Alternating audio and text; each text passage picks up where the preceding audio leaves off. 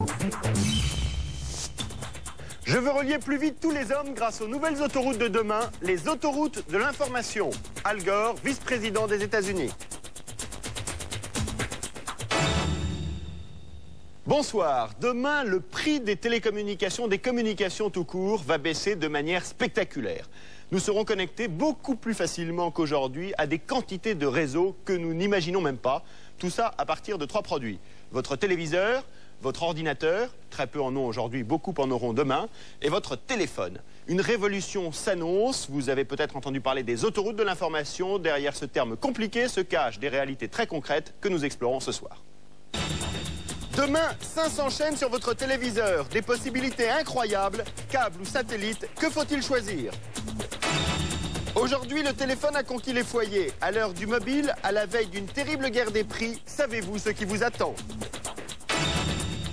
Quand les géants de l'informatique imaginent votre futur, votre vie quotidienne se transforme en un véritable polar. Micro-ordinateur, aujourd'hui 1 Français sur 10 en possède, chaque jour plus accessible, demain vous ne pourrez pas vous en passer. Ces hommes et ces femmes sont millionnaires en dollars, les coulisses de l'empire Microsoft, une success story planétaire. Nous allons donc voyager tout au long de ces 90 minutes au cœur d'un monde qui nous est pour une part inconnu. Et commençons tout de suite avec un objet très quotidien, notre téléviseur. Vous êtes là, tranquille, chez vous, installé, vous avez 5 ou 6 chaînes, voire plus, si vous êtes abonné au câble. Et avec votre télécommande, vous pouvez zapper d'une chaîne à l'autre, mais c'est tout. Demain, avec cette télécommande ou une autre télécommande, vous pourrez agir directement sur les programmes. Vous pourrez avoir accès à des quantités d'informations. Regardez, cette télé-là existe déjà au Canada. Reportage de Thierry Ornay et Alain Rebéchaud.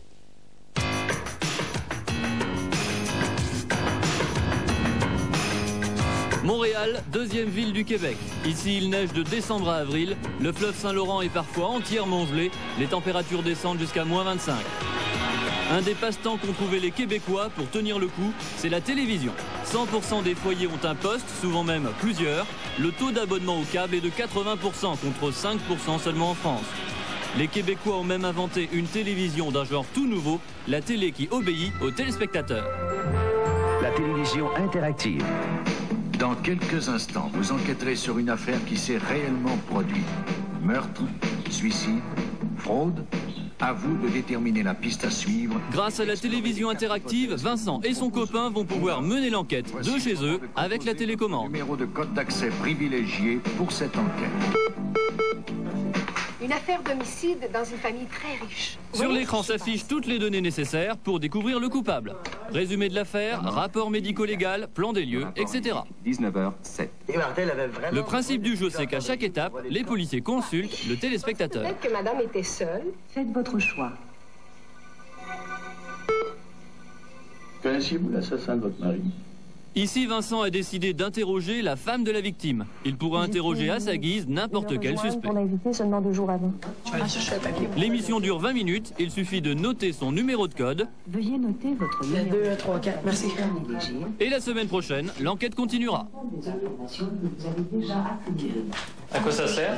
Ben ça là, si je veux continuer mon enquête la prochaine fois, bon ben ça va me servir. Si je fais ce code-là, puis ça va continuer la même enquête. Parce que sinon ils vont changer d'enquête. Moi je vais continuer, tu sais, je veux trouver le coupable. Le secret de cette télévision obéissante, unique au monde, il est ici, chez Vidéotron, le premier réseau câblé du Québec. Alors, je vous invite à voir notre mur spécial. C'est l'offre télévisuelle qu'offre le câble opérateur Vidéotron. 3 chaînes d'infos continues, 3 chaînes éducatives, 2 chaînes sportives, 4 chaînes musicales, tous les grands réseaux américains, ABC, NBC, CBS et Fox.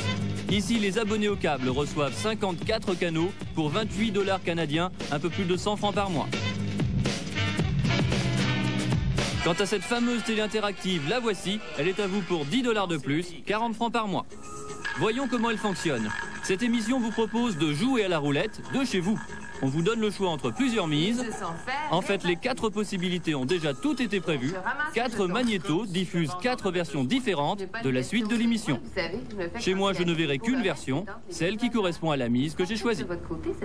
Alors, c'est à vous de choisir, chère madame. Sur le premier trio.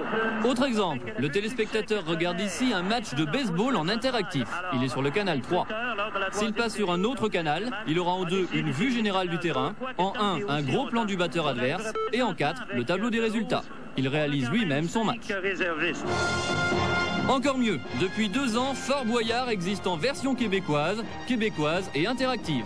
C'est la même émission, filmée dans le même fort, avec les mêmes épreuves et la même recette. Le présentateur a tout de même un léger accent. Bienvenue dans les murs de Fort Boyard. Il habite ici, à Fort Boyard, une population un petit peu étrange. Mais la grosse différence, c'est qu'on a rajouté des questions qui s'affichent directement sur votre téléviseur et auxquelles vous pouvez répondre de chez vous. Je souhaite que... Alors là, on est chez le père Fouras et il va poser une question à la participante et elle devra résoudre l'énigme. Mais en interactif, c'est qu'à la maison, on peut essayer de résoudre l'énigme également. Et là, on va voir apparaître à l'écran, si on l'écoute attentivement aussi, un choix de réponse pour trouver quelle est la bonne réponse. Par exemple, je choisirai F2, aventure, en appuyant sur le F2 ici.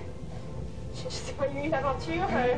Alors, on me répond, bravo. La première clé est toujours la plus difficile parce que j'ai eu la bonne réponse. Et on le voit à l'écran, c'est aventure qui est la bonne réponse. Félicitations. Si j'avais pas eu la bonne réponse, qu'est-ce qui se serait là, on passé? m'aurait pas donné ma clé, puis on m'aurait dit que, désolé, essayez-vous, travaillez plus fort, soyez plus attentifs. OK, c'est un panier de crabes au monde! Ça, c'est un autre exemple. Alors, comme quand le jeu est physique, on ne peut pas vraiment faire jouer les jeux chez eux, on pose des questions d'observation. Alors, pour avoir notre clé, on doit bien répondre à la question qui va venir. Quelle était la couleur des gants de Patricia? Avez-vous bien regardé? Alors, on va choisir jaune. Et on me dit, vous avez remarqué les gants. Bravo. Et j'ai mes 2 clés.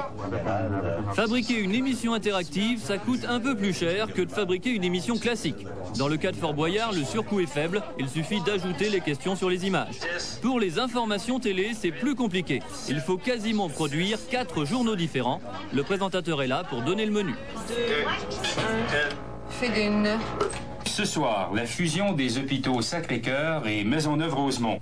Restez sur cette position pour voir le TVA de 18h, mais faites F2. Les indices boursiers, l'éphéméride vous est présenté en F3 et si vous voulez consulter des offres d'emploi, faites F4. Et hop, tous les reportages démarrent au même moment. Chez lui, le téléspectateur ne regarde que celui qu'il a choisi. Tout est calibré à la seconde près. Au bout de 2 minutes environ, le présentateur revient sur tous les écrans et propose un nouveau choix. Faites maintenant vos choix pour la 3e section de votre journal télévisé que vous pouvez constituer vous-même.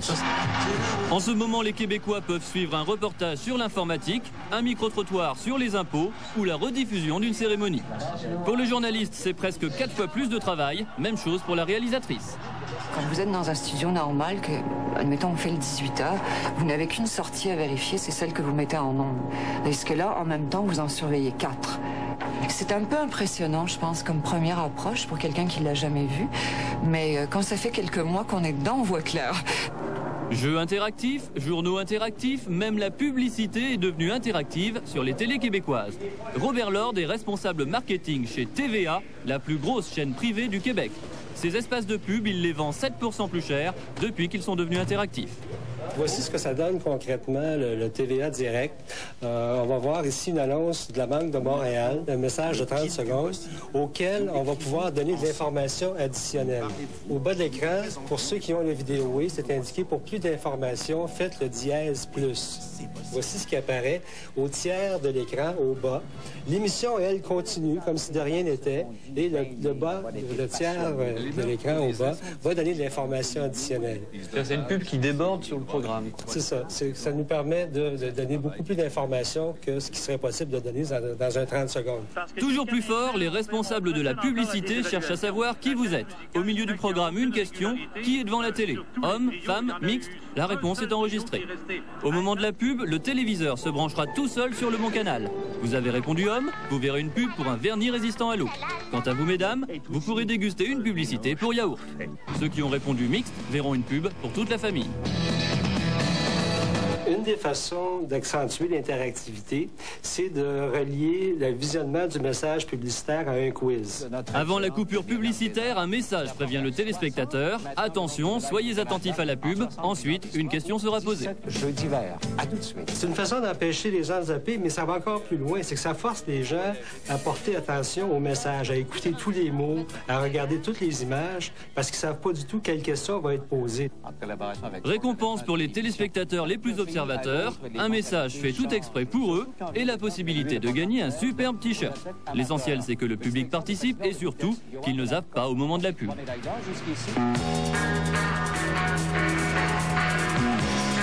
L'interactivité a transformé la télé québécoise. Aucun type de programme n'en a réchappé. Le sport national, le hockey sur glace, est lui-même touché. Tous les matchs de l'équipe de Montréal sont diffusés en interactif. Christian est un passionné de hockey. Pour rien au monde, il n'aurait manqué le match de ce soir, car l'équipe de Montréal rencontre celle de Washington. Les Canadiens sont à Washington ce soir et rien ne va plus. Au cours des 3 derniers matchs, 3 défaites. Il y a 26 équipes. Les Canadiens sont en 11e place. Ah, il n'a jamais descendu là depuis les 25 dernières années. Il a tout le temps resté dans les 6, 7... c'est parce que là, t'allais dire, c'est le coach. Le coach, là, c'est une vraie tapette. Pour se consoler, Christian peut à tout moment consulter la fiche d'identité de ses joueurs préférés. Tout y est, l'âge, la date d'engagement dans l'équipe et même le salaire annuel. Son salaire par année, là, c'est 360 000 US américains. Ils peuvent gagner combien les meilleurs? Les meilleurs, ça peut aller jusqu'à 45 millions. Comme Mario Lemieux, les Penguins de Pittsburgh, le numéro 66. 45 millions de dollars. Par année, là, non, pour 5 ans. Pour 5 ans. Pour 5 ans. Ça donne 7,2 millions par année, tu sais. Lui, il est payé 1 million par année. Puis il fait rien, hein? Il fait rien. Ah non. Il fait juste balayer la glace, lui. Autre divertissement interactif, le retour en arrière. Lorsqu'il y a une belle bagarre, Christian peut, pour le plaisir, se repasser la scène. Reprise. La reprise. Moller qui réussit à pogner Hunter. Hunter, c'est un batailleur. Eh oui, oui! Il est plein de sang, va-t'en sur le banc. Lui, il est baveux, lui, après ça. Il mérite. Deuxième période, ça va mal pour les Canadiens. Ils sont menés 2-0. Et puis à 6 minutes de l'arrêt, premier but, premier point pour Montréal. Oui! Et voilà, c'est 2-1 et c'est pas fini, ça fait juste commencer la soirée. Aussitôt, une question s'affiche sur l'écran. Regarde, l'égalité sera-t-elle créée d'ici la fin de la période? Oui. Ouais, s'ils vont égaliser d'ici la fin de la période. Moi, j'ai marqué oui. Pas de chance, décidément. 6 minutes plus tard, les Canadiens n'ont toujours pas égalisé. Alors, c'est pas ma journée, hein? Les Canadiens sont pas avec moi ce soir. Également, il fallait le faire.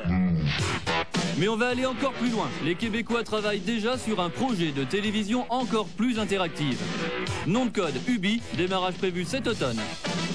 Avec Ubi, un téléviseur ne sera plus seulement un téléviseur. Il sera à la fois téléphone, fax, ordinateur et Minitel. Il pourra recevoir des informations, mais aussi en envoyer dans tout le réseau. Ubi va plus loin en ce sens que c'est via un terminal qui, lui, sera bidirectionnel.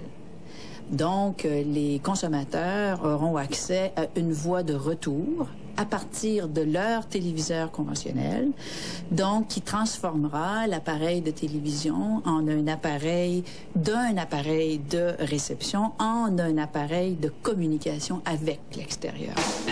Avec Ubi, je vais pouvoir de chez moi faire mon choix dans des catalogues et régler la facture sans me déplacer avec ma carte bancaire. Au milieu du match de hockey, quand survient une petite faim, je pourrai commander un repas simplement avec ma télécommande. Appuyez sur F4.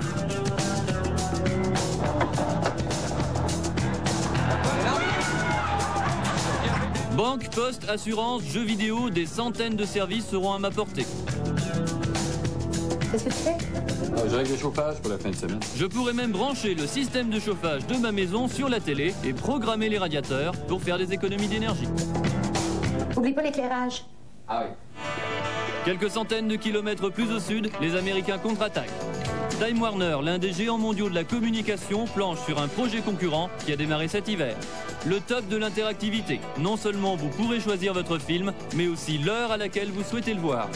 Vous pourrez ensuite le visionner à votre guise, image arrêtée ou marche arrière si ça vous chante. Un projet très ambitieux, mais aussi très coûteux. Ça coûte très cher. Ça coûte très cher à Time Warner et c'est pour ça, j'imagine, que leur échantillon de test se limitera sur une période de 2 ans à 4000 foyers, tandis que nous, on démarre avec 33 000 foyers qui auront un accès instantané à un ensemble de services. Et je pense qu'au bout de quelques années, on aura une meilleure idée tous de la recette magique pour pouvoir satisfaire le consommateur à domicile. Bon courage car les concurrents ne vont pas manquer, à commencer par les grands réseaux privés du téléphone. La compagnie Bell occupe la tour en face de celle d'Ubi. Elle a annoncé récemment son intention de très bientôt se mettre à son tour à la télé par câble. C'est incroyable ce nouveau marché où même demain les compagnies de téléphone vont rentrer dans la course. Vous comprendrez tout à l'heure pourquoi. Renaud de la Baume, Jean-Jérôme Berthelus, vous avez exploré ce 21e siècle qui va nous connecter à de plus en plus d'informations. Vous avez écrit un livre, Les Nouveaux Maîtres du Monde. Vous allez être un peu nos guides tout au long de cette émission. Un livre qui se raconte un petit peu comme un thriller de manière très passionnante, qui explore tout ce qui nous attend. Revenons sur ce reportage. On comprend pas, enfin on comprend ce qui se passe, mais on se dit c'est incroyable, c'est à des années-lumière de ce qu'on va vivre en France. On est très loin de ça aujourd'hui. Ah non, pas du tout à des années-lumière. D'ici la fin de l'année, il devrait y avoir des expériences du même type qu'on vient de voir sur ce reportage, des expériences de ce type sur le câble parisien. Et puis surtout, la télévision numérique va débarquer en France très prochainement. Ça veut dire beaucoup plus de programmes, 1 millier de chaînes d'ici la fin du siècle, c'est-à-dire d'ici 5 ans. Enfin, il faut mettre ensuite des choses dans les canaux. Il faut les trouver. La possibilité d'avoir 1 millier de chaînes. La possibilité d'avoir 1 millier de chaînes, mais ne vous inquiétez pas, on va les trouver. Et surtout, beaucoup plus d'interactivité. Et alors, pourquoi, c'est quoi le numérique? Qu'est-ce qui va rendre ça possible? Pourquoi ça ne l'était pas hier? On va prendre un exemple simple. Tout le monde se rappelle le disque vinyle, ce bon vieux disque vinyle qui crachotait. Il y a encore 10 ans, tout le monde avait ça. Aujourd'hui, on a cette petite galette, compact disque. Ça veut dire plus de musique sur un plus petit support. Ça veut dire qu'aussi on peut choisir sa chanson avec une télécommande. Et ça veut dire effectivement un son parfait. C'est du numérique, ça? C'est du numérique. C'est-à-dire la musique est codée numériquement. Et bien c'est la même chose pour les chaînes de télé. Ça veut dire que là où on pouvait faire passer hier une chaîne de télé, on va pouvoir en faire passer 10. Là où on pouvait faire passer une chaîne de radio, on va pouvoir en faire passer 100. Qu'est-ce que ça veut dire pour les téléspectateurs? Par exemple, pour ceux de M6, les 4 millions de téléspectateurs qui nous regardent actuellement, ça veut dire que demain, ils vont avoir leur M6 personnel, ils vont avoir leur capital personnel, c'est-à-dire qu'ils pourront choisir véritablement d'avoir tel ou tel sujet dans le capital. Un lien individualisé, une interactivité, ce qu'on a fait avec le son, on va le faire avec l'image. Alors, on va revoir certaines séquences là, du reportage pour essayer de comprendre. Quand on commande, par exemple, son poulet à domicile en regardant un programme de télé, pourquoi c'est possible, ça? C'est-à-dire, il faut plus voir la télévision comme la télévision qu'on connaît actuellement. Il faut presque voir la télévision de demain comme le téléphone. C'est-à-dire le téléphone, on communique de 2 à 2. Eh bien, on fera la même chose avec sa télévision. C'est-à-dire qu'on aura vraiment un canal dédié chez soi dans lequel on pourra faire passer des informations. Si vous avez envie d'une pizza, vous commandez une pizza. Et quand on veut revoir la scène avec Harrison Ford qui repart en arrière, ça aussi c'est possible avec du numérique. Pourquoi? Ah oui, là c'est génial parce qu'on pourra effectivement commander le film qu'on souhaite et plus besoin de magnétoscope. C'est-à-dire plus besoin de ces machines où on a du mal à enregistrer, on ne sait pas revenir en arrière. Là, on fera tout ça avec sa télécommande. Enfin, il faut qu'elle soit facile à comprendre aussi, la télécommande. Alors, aujourd'hui, ça va coûter cher. Ça envoie le programme Ubi au Canada, 1600 francs la télécommande. Ils sont très malins, d'ailleurs. Ils vont faire comme avec le Minitel en France, c'est-à-dire qu'ils vont la donner gratuitement, comme on a donné le Minitel. Et ensuite, on va acheter les programmes et on va financer ça avec les programmes, avec les serveurs, avec les services qu'on va payer. Time Warner fait une expérience. On estime que leur télécommande vaudrait 40 000 francs au prix de marché. Personne ne pourra s'offrir ça. Les prix vont beaucoup baisser. On peut imaginer que les prix à l'avenir tomberont à 2000, 1000 francs. Il suffit de comparer ça au prix d'une voiture. Une voiture coûte au minimum 40 000 francs. Oui, mais là, oui, mais minimum, strict minimum. Là, vous aurez accès à des milliers, des millions d'informations, moyennant 2000 francs, et ensuite un abonnement mensuel.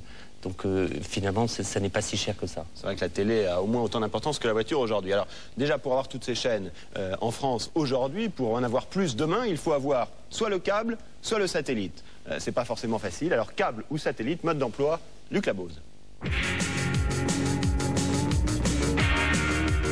En France, la télé toute bête, c'est 6 chaînes accessibles directement grâce à une antenne sur le toit.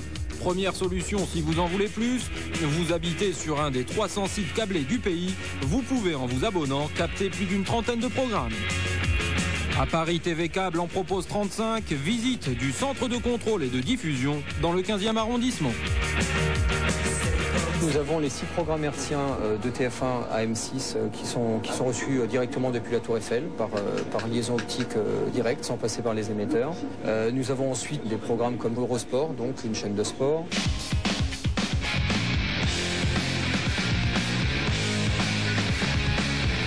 Le spectacle du sport est l'un des plus populaires du câble. On s'abonne aussi pour l'information continue. Je suis ravi d'accueillir le Premier ministre et candidat à la présidence de la République, Édouard Balladur. Merci d'être ici. Et puis à toutes les heures, un feuilleton culte sur une chaîne spécialisée. Ah non, soyez gentil de ne pas vous asseoir sur cette chaise, à moins que vous soyez fatigué. Pourquoi ça? À cause du couvert en plus, c'est double pour deux. Séries, sport, magazines et infos, les programmes de base coûtent 145 francs. Ensuite, c'est avec supplément, 66 francs de plus par exemple, si vous aimez le cinéma. Eh bon, alors ça c'est trop fort. Je t'avais fait jurer de rien répéter, crever les chorognes. Tu sais qui ce que t'es, un parjure comme on dit. Un quoi? Un parjure, c'est pas ce que c'est. Plus de films encore, mais toujours plus cher, avec sur ces chaînes-là le paiement à la séance. À chaque fois que vous regardez, on vous débite 29 francs, film en version française ou originale. Joe Allenbeck est un détective privé dont la chance a tourné. Si tu me touches encore une fois, je te tue. 2 attaques, 2 coups au but. Je te l'avais dit.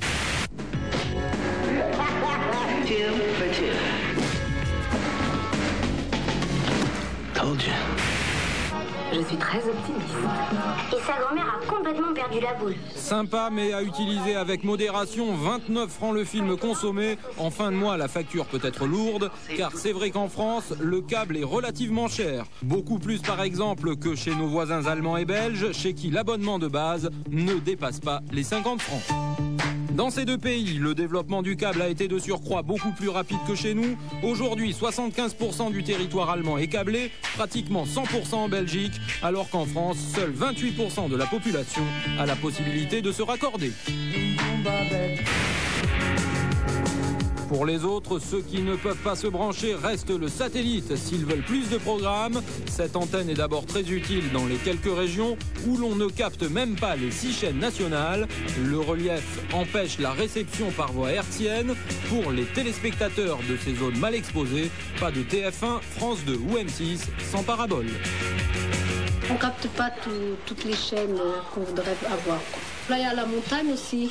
Il y a une montagne là, alors peut-être qu'on n'arrive pas à les capter à cause de ça. Il y a des régions sinistrées, comme l'Oise par exemple, à 60 km de Paris, ou la Normandie. Dès qu'il y a des régions vallonnées qui sont mal couvertes par les réseaux classiques, les gens n'hésitent pas à passer à la parabole. Dans les régions, nous dirons donc moins sinistrées, la parabole, c'est par contre pour améliorer l'ordinaire, élargir son choix de programme au-delà des 6 chaînes hertziennes. Ce genre d'antenne, celle qu'on vous pose le plus souvent, coûte environ 3500 francs installés. Côté pratique, si vous avez une villa, pas de contrainte, vous pouvez mettre la parabole sur le toit ou dans votre jardin. En immeuble par contre, c'est plus compliqué. Pour la monter sur le toit, il faut l'accord des copropriétaires. Si vous êtes locataire, celui du syndic, et cette démarche peut prendre du temps. Alors évidemment, à chaque fois, ils font quasiment la sourde oreille, donc on est obligé de revenir à la charge. Après, il faut aller sur le toit de l'immeuble pour leur faire un plan, vous voyez, comme ce que j'ai fait là, par exemple. Alors vous leur faites un plan du toit en leur disant voilà, le plan est fait comme ça, on va mettre la parabole à tel endroit, on va passer les câbles par tel endroit, etc. Et puis moyennant ça, on arrive à avoir l'autorisation quand on tombe sur des gens de bonne volonté, quoi. Reste ensuite à bien orienter sa parabole. Tous les satellites sont au sud de la France. Vous allez le voir sur cette carte. Parce que vous voyez que, donc, bien entendu, la France est ici et que tous les satellites sont en orbite géostationnaire à la verticale de l'équateur et à une altitude de 36 000 km. Donc vous voyez qu'en fait, sur les satellites qu'on peut recevoir en France, le plus à l'est se situe ici, quasiment en plein milieu de l'océan Indien. Et le plus à l'ouest se situe ici, disons à peu près à la verticale de la Guyane. Le monde arabe en direct, c'est sur un des satellites qu'on vient de voir sur la carte. Et vous vous en doutez, il intéresse particulièrement les populations immigrées. Grâce à lui, elles reçoivent les chaînes du Maghreb et du Moyen-Orient. Vous voulez quoi, je suppose, les chaînes du Maghreb? Oui, les chaînes du Maghreb, c'est pour la télévision. Le toit de votre immeuble, il est comment? Je peux rien dire, j'ai jamais été au toit. J'ai jamais été au toit. Alors voilà ce qui préoccupe un certain nombre d'immigrés en France. Vous voyez qu'on reçoit la télévision algérienne, et dans d'excellentes conditions. Le Maroc, la Tunisie, l'Égypte. Alors avec une antenne à 3500 francs, vous ne captez qu'un seul satellite, il faut choisir lequel au moment de son installation. Pour avoir accès aux autres, il existe du matériel plus sophistiqué mais évidemment plus coûteux. 12 000 francs pour cette antenne dotée d'un moteur électrique et pour un accès à près de 150 chaînes.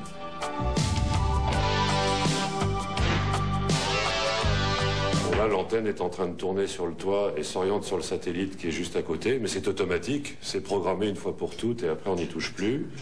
Bon, là, c'est un satellite turc.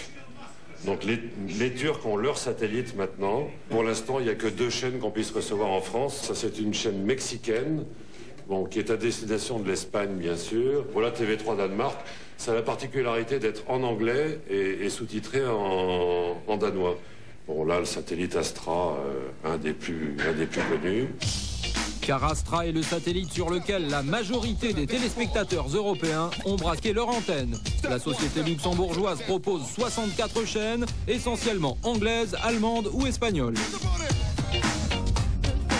En tout, nous touchons aujourd'hui quelques 56 millions de foyers européens, des foyers qui se sont équipés de leur propre antenne parabolique individuelle ou qui ont accès à un système de réception collective, donc une antenne un peu plus importante qui est braquée sur la position orbitale d'Astra. Voici le centre de contrôle de Betzdorf, dispositif de sécurité très strict à l'entrée de cet ancien château du Grand-Duc du Luxembourg. On assure ici la bonne marche des satellites qu'il faut très souvent repositionner sur leur orbite idéale en raison de l'attraction terrestre et des vents solaires. Alors, depuis cette salle, nous maintenons le contrôle 24 heures sur 24 des satellites en orbite. Parce que même à cette altitude, vous avez des forces d'attraction terrestre qui subsistent. Les satellites Astra à 19,2 degrés est, qui est pratiquement au-dessus du pays du Zaïre, sont par exemple attirés par la masse des montagnes du Himalaya. Donc, ils ont un drift vers l'est qu'il faut compenser. Et pour contrer à cette dérive, ils sont équipés de propulseurs qui peuvent être activés à partir de cette salle et qui permettent de repositionner les satellites. Cette technologie de haut vol semble toutefois moins fasciner les Français que leurs voisins européens. Le produit satellite a du mal à percer dans l'Hexagone. On recense dans la seule Allemagne 6,5 millions de foyers équipés d'une parabole. C'est tout simplement 10 fois plus qu'en France.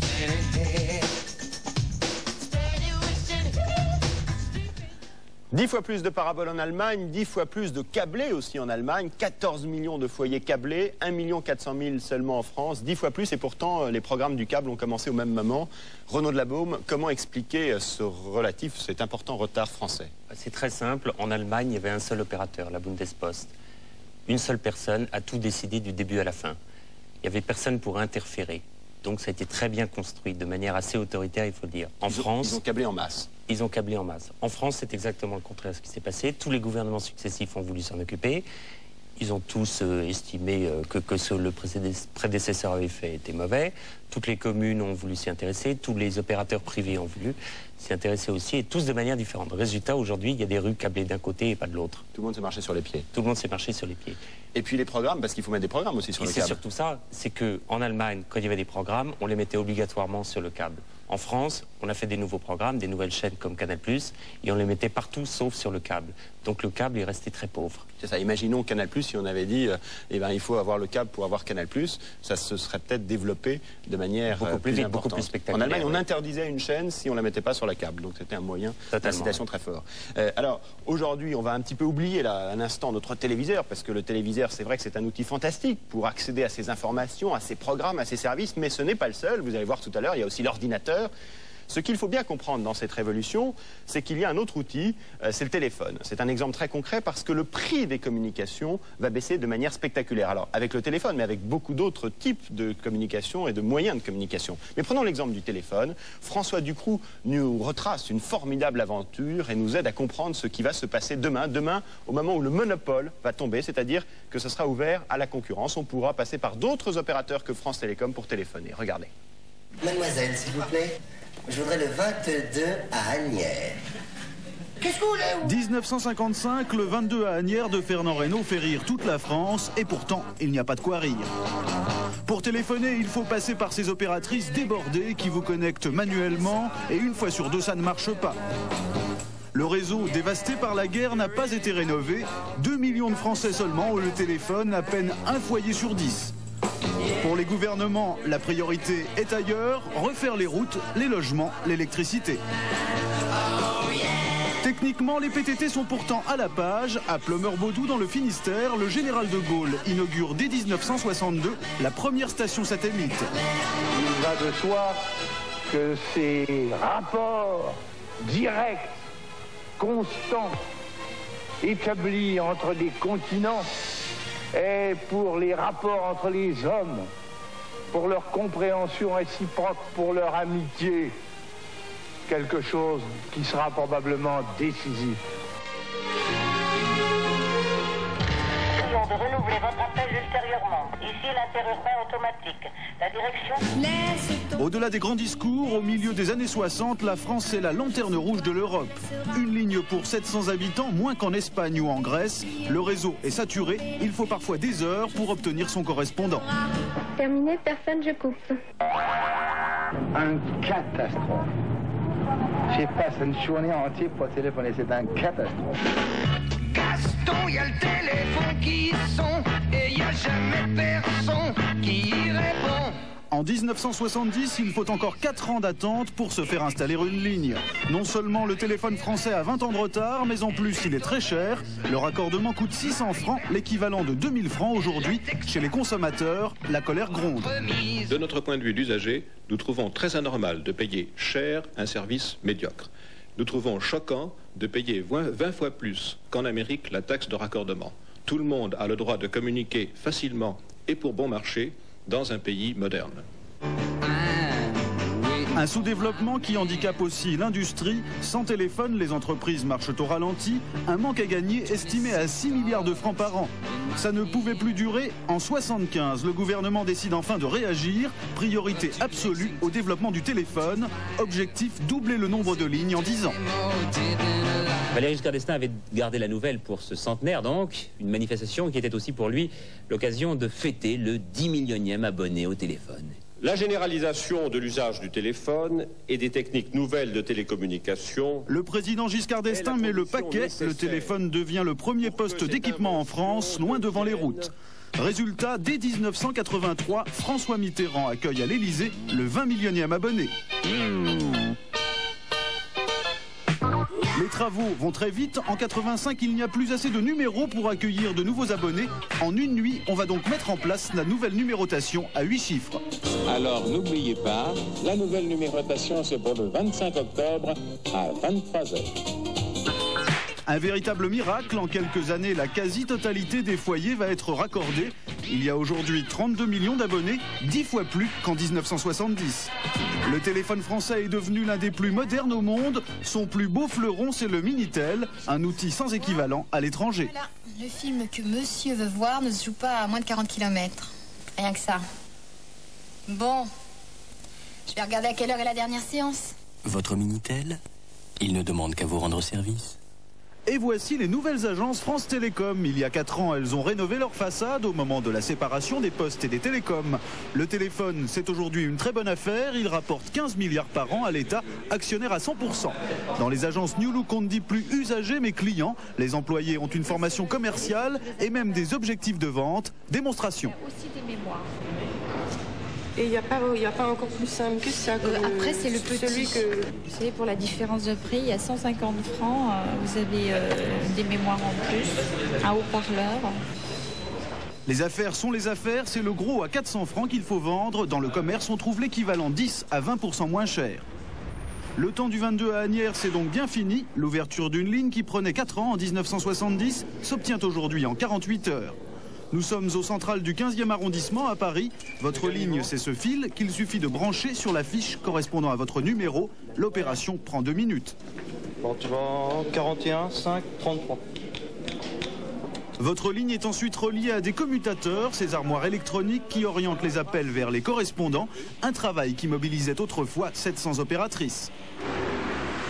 Il ne vous reste plus qu'à attendre les techniciens qui vont venir chez vous si votre installation est ancienne. Il leur suffit de rebrancher un fil dans le boîtier de votre immeuble. C'est bon, on va aller voir chez lui. Vas-y, entrez. Puis ils vont tirer un câble jusque chez vous, ou si la ligne existe déjà, vérifier qu'elle fonctionne bien. Prix de l'ouverture de ligne, 300 francs. À francs égal, c'est 7 fois moins cher qu'il y a 20 ans. C'est pour faire un essai pour un nouvel abonné. Oui, t'as le numéro là? La facture moyenne d'un abonné est de 300 francs tous les 2 mois. Les 2 tiers servent à amortir le matériel et à payer le personnel. 300 francs, c'est encore cher. Au classement européen des meilleurs tarifs, la France n'arrive qu'à la 8e place. Bon. Le prix du téléphone, ça se négocie comme les tarifs aériens. Voici la tour de contrôle, le centre de supervision internationale de Bagnolet près de Paris. Toutes ces lignes qui partent dans le monde entier n'appartiennent pas forcément à France Télécom. L'opérateur français passe des accords avec des compagnies étrangères pour emprunter leur réseau, exactement comme dans une compagnie aérienne. Je viens de t'envoyer un papier pour supprimer les destinations qu'on a créées sur les Pays-Bas suite aux inondations. Exemple, lors des inondations aux Pays-Bas, ces techniciens ont dû trouver des itinéraires de délestage. L'objectif, c'est d'éviter la saturation des lignes. Ça, c'est la courbe des appels sur l'étranger. Heure de pointe, 10h et 15h. À ces heures-là, on vous fait payer plus cher pour éviter les encombrements. Vous l'avez compris, c'est donc France Télécom qui fixe seul le prix et l'itinéraire de votre appel. Mais attention, depuis 3 ans, France Télécom n'est plus en situation de monopole sur les communications à l'étranger. Pour appeler New York ou Hong Kong, vous pouvez en toute légalité passer directement par d'autres opérateurs, américains par exemple. Des coups de fil à moitié prix, c'est possible grâce aux sociétés de callback, c'est leur nom, qui vous font économiser entre 30 et 70% sur vos communications hors de France. Le principe est simple, vous appelez un centre serveur aux États-Unis. Dès que vous entendez ce bip, vous raccrochez. 10 secondes plus tard, l'ordinateur vous rappelle. Vous pouvez maintenant faire le numéro de votre choix, appeler dans le monde entier au tarif américain, comme si vous étiez aux États-Unis. Exemple, pour 5 minutes d'appel à Washington, vous en aurez pour 5 francs contre 30 francs normalement. Une concurrence qui a obligé France Télécom à réagir. Cette semaine encore, les tarifs sur l'étranger ont baissé pour la 3e fois consécutive. Mais France Télécom s'est rattrapé sur le prix des communications locales. Un coup de fil de 10 minutes à votre voisin vous coûtait 1 franc 46. Il vous coûte désormais 2 francs 19. Là, pas de problème de concurrence. Du moins, pas encore, car au ministère de l'Industrie, on prépare la libéralisation totale du marché d'ici le 1er janvier 98. Lui, c'est l'arbitre Bruno Lasserre. Il fixera les règles du jeu. Il est sûr qu'à partir du 1er janvier 1998, oui, il sera possible à d'autres opérateurs que France Télécom de fournir du téléphone en France. La tendance, oui, sera à la baisse des prix. Il est clair que la concurrence crée une émulation, crée une diversification tarifaire, crée une stimulation du marché qui, en général, est favorable aux consommateurs.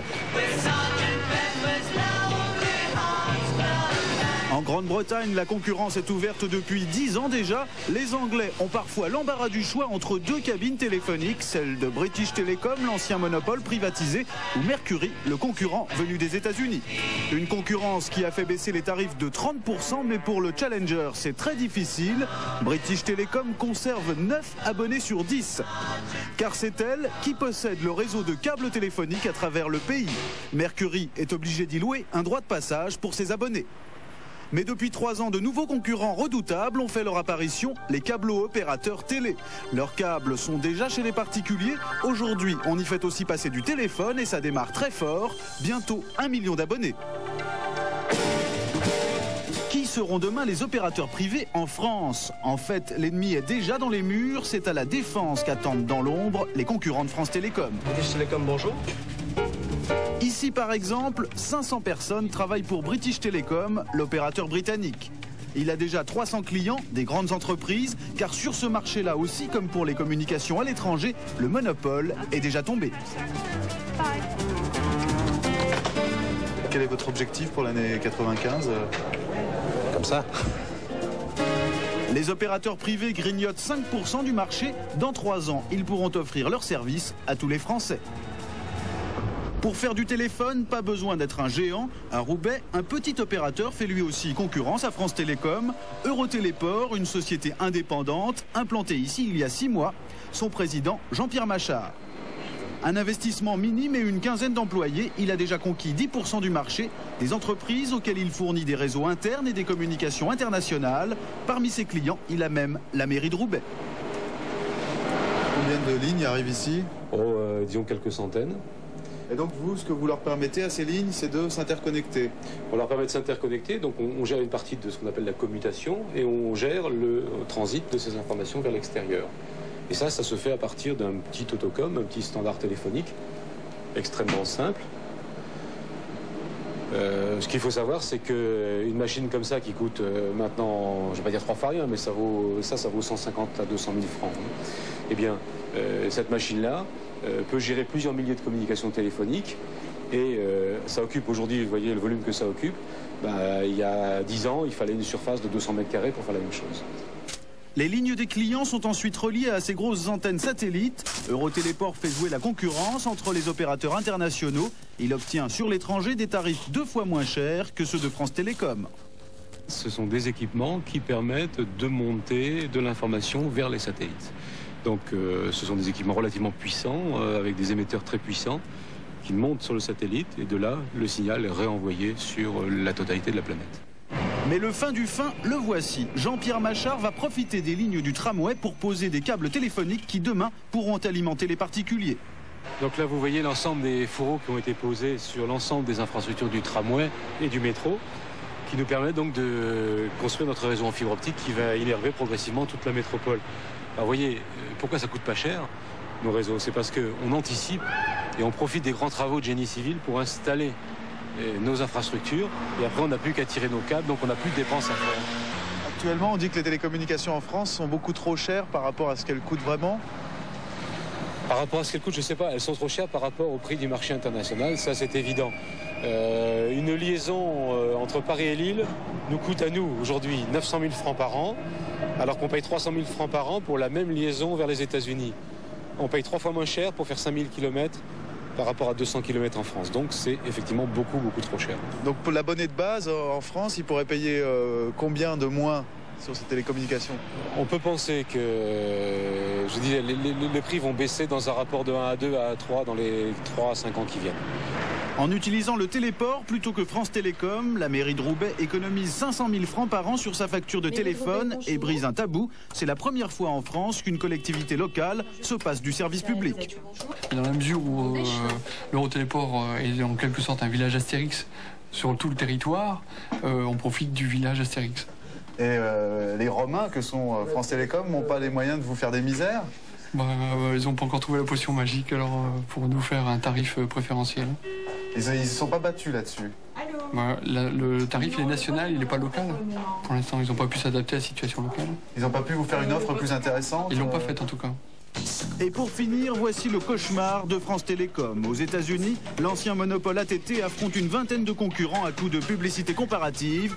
Regardez ce que vous risquez bientôt de voir en France. Presque $1 milliard, c'est ce qu'ont économisé au total les Américains qui ont abandonné AT&T pour s'abonner chez nous. Publicité signée MCI, le challenger numéro 1. Et voici maintenant la réponse d'AT&T. Beaucoup de gens commencent à revenir chez nous parce qu'ils n'étaient pas satisfaits du service des concurrents. Alors, revenez-vous aussi, vous aurez droit à une réduction. Nous sommes prêts à tout pour vous voir revenir. We want you back. Call 1-800-222-0400. Voilà, des mains des pubs pour téléphoner avec telle ou telle compagnie, une concurrence qui va être terrible. À noter que pour les challengers, ce n'est pas facile de se faire une place sur le marché. La compagnie anglaise Mercury souffre terriblement. Elle a mis des cabines, elle est obligée d'en enlever maintenant. Mais enfin, le résultat est là, les prix baissent. Regardez les prix en Angleterre où le marché est déréglementé. Pour un coup de téléphone de 4 minutes, 1 franc 20 dans la même ville, 3 francs 20 de ville à ville, 12 francs 80 aux États-Unis. En France, il y a encore d'une certaine façon un monopole sur les lignes privées, eh bien les prix sont plus chers. 1,46 franc sur le local, 9,49 francs de ville à ville sur l'interurbain, 23,40 francs aux États-Unis. Il faut noter que l'Allemagne est pratiquement dans les mêmes prix. Là aussi, le marché n'est pas ouvert à la concurrence. Est-ce que les prix demain vont baisser et jusqu'où vont-ils baisser, Renaud de la Baume? On peut imaginer dans les quelques années à venir que les prix à l'international rejoignent les prix du local. Ah oui, ça fait une sacrée baisse. Oui, appeler New York coûtera le prix d'un appel dans Paris. Alors, on va peut-être revoir ce tableau tout à l'heure, mais ce qu'il faut noter, c'est que France Télécom, sur l'abonnement, est le moins cher d'Europe. Alors, il se rattrape ensuite sur le prix des communications, mais sur l'abonnement, ce sont les moins chers. Demain, on pourra faire passer du téléphone avec le câble. On l'a vu en Angleterre. Tirer un câble et il y a le téléphone. En France aussi? En France, on pourrait déjà le faire. On a la même technologie. On a même voulu le faire cette semaine. Tout a été bloqué par le gouvernement. Une expérimentation a été tentée, c'est ça, par les câblo-opérateurs pour faire passer du téléphone. Exact. On devait commencer cette semaine. Ça a été repoussé, retardé, parce qu'on est en période électorale et que on essaye, on ne peut pas casser France Télécom, casser ce monopole comme ça juste avant des élections. C'est quand même très difficile. De toute façon, il s'y prépare, il se prépare à cette concurrence. Des communications moins chères, des connexions incroyables avec des services, des quantités d'informations à partir de votre ordinateur, à partir de votre télévision. Capital continue dans un instant après une page de publicité. Capital, suite du voyage dans ce monde du futur dont beaucoup prédisent que nous le vivrons dans les 10 ans à venir. Et pour commencer, cet objet tout simple, le téléphone portable. Depuis quelques mois, le nombre d'abonnés explose. Demain, il sera à la portée de tous, à des prix très bon marché. Explication, François Ducroux. Offensive de charme pour la Saint-Valentin, le constructeur américain Motorola, numéro 1 mondial du téléphone mobile, a lâché ses hôtesses dans Paris. Bonjour monsieur, pour la Saint-Valentin, Motorola vous offre un appel gratuit de 2 minutes pour dire je t'aime à la personne de votre choix. Je t'aime alors, hein? Le but de la mission c'est de dire que je t'aime. Je t'aime, à ce soir, au revoir. Vous fermez juste. Leur proie préférée, les cadres de plus de 40 ans, 9 usagers sur 10 sont des hommes qui utilisent le mobile à des fins surtout professionnelles. Sur ce marché, tout reste à faire. Un Français sur 100 seulement possède un mobile. C'est 6 fois moins qu'en Angleterre ou en Italie. Salut mon Yannou, c'est la femme de ta fille. J'espère qu'on est toujours ensemble ce soir et je t'aime. Ciao. Un coup de fil dans la rue, c'est encore hors de prix. 1 minute, 3,50 francs en moyenne, c'est 5 fois plus cher que le téléphone classique. Appeler Paris ou Orléans, c'est aussi cher qu'un coup de fil à Londres ou à New York. À ce tarif, pas de doute, vous allez passer pour un flambeur. Oui, je viens de téléphoner à ma femme qui doit avoir le même pour savoir où aller. Oui. Comme ça, il n'y a pas de problème, on ne se quitte pas. Ah, votre femme a un portable et vous l'appelez? Voilà, le même. Alors, je viens de l'appeler, je lui dis, voilà, je vais au cinéma. Qu'est-ce que tu fais? Elle me dit, je suis aux Galeries Lafayette. Très bien. C'est cher, souvent les jeunes disent que ça fait petit péteux. Donc pour les jeunes, je ne crois pas que ce soit un produit qui sera très vendu pour les jeunes. D'abord, je trouve que c'est trop lourd. Et en plus, il y a des cabines téléphoniques à tous les coins de rue. Alors autant en profiter. Et pourtant, le marché du mobile est bel et bien en train d'exploser. De nouveaux abonnés chaque minute en France. À ce rythme, le nombre d'utilisateurs devrait doubler d'ici la fin de l'année. Pour atteindre le million, les opérateurs mettent le paquet sur la publicité. Tout de suite, là, maintenant? Mais il faut d'abord que j'en parle avec les autres. Repasse-moi le standard. D'accord. Ne quitte pas, je te le passe tout de suite. Avec Itinéris de France Télécom, communiquez aussi librement que vous vous déplacez. J'ai eu part de votre appel à mon domicile. Donc, tout à fait. Téléphoner en conduisant, c'est formellement interdit, mais Laurent, conseiller financier, ne peut pas s'en empêcher. Il appelle en moyenne 5 fois par jour sur son téléphone mobile. Un Motorola payé 900 francs en promotion. Alors ça change la vie d'avoir un appareil comme ça, portable? Très pratique, parce que comme je fais beaucoup de voitures, j'ai besoin de prévenir des clients de mon retard si j'en ai. Je suis contacté aussi dans la journée par des personnes qui travaillent avec moi pour caler des rendez-vous. Donc c'est presque devenu indispensable. Allô? Oui? Très bien. Donc je vous Allô? Allô? Ah voilà, là vous voyez, je passais très bien et puis j'ai fait un pas de trop et je suis coupé. Même dans Paris, il y a encore des zones d'ombre, on peut être coupé même si ce n'est pas très fréquent. avec en plus une mauvaise surprise. À chaque fois que sa femme l'appelle depuis la maison, elle aussi est facturée 3 francs la minute. Je te rappelle parce que... Si elle l'appelle 2 fois par jour, ça fera à l'arrivée 300 francs de plus par mois sur leur facture France Télécom. Sans compter la facture du mobile. L'addition là est plutôt corsée. Elle est envoyée par Hutchison, une des 10 sociétés privées qui gèrent les abonnements. 225 francs d'abonnement mensuel plus 10 minutes d'appel par jour. Total plus de 1000 francs par mois. Et pourtant, Laurent a choisi le moins cher des deux réseaux, le réseau SFR. Avec SFR, on ne peut appeler qu'à partir des villes et des grands axes. Couverture plus faible, prix plus bas. 3 francs la minute si vous appelez de région parisienne. 2 francs 38 depuis la province. L'autre réseau, Itinéris, vous offre une meilleure couverture, mais c'est aussi plus cher. 4 francs la minute depuis Paris, 3 francs 32 depuis la province. Ce qui est cher dans le téléphone mobile, c'est bien le prix des communications. Le prix des appareils, lui, a beaucoup baissé. À l'usine Alcatel de Laval, flashback sur la préhistoire, c'était il y a 3 ans. Donc nous sommes passés à un radiotéléphone qui pesait 3 kilos et qui coûtait 30 000 francs il y a encore 3 ans.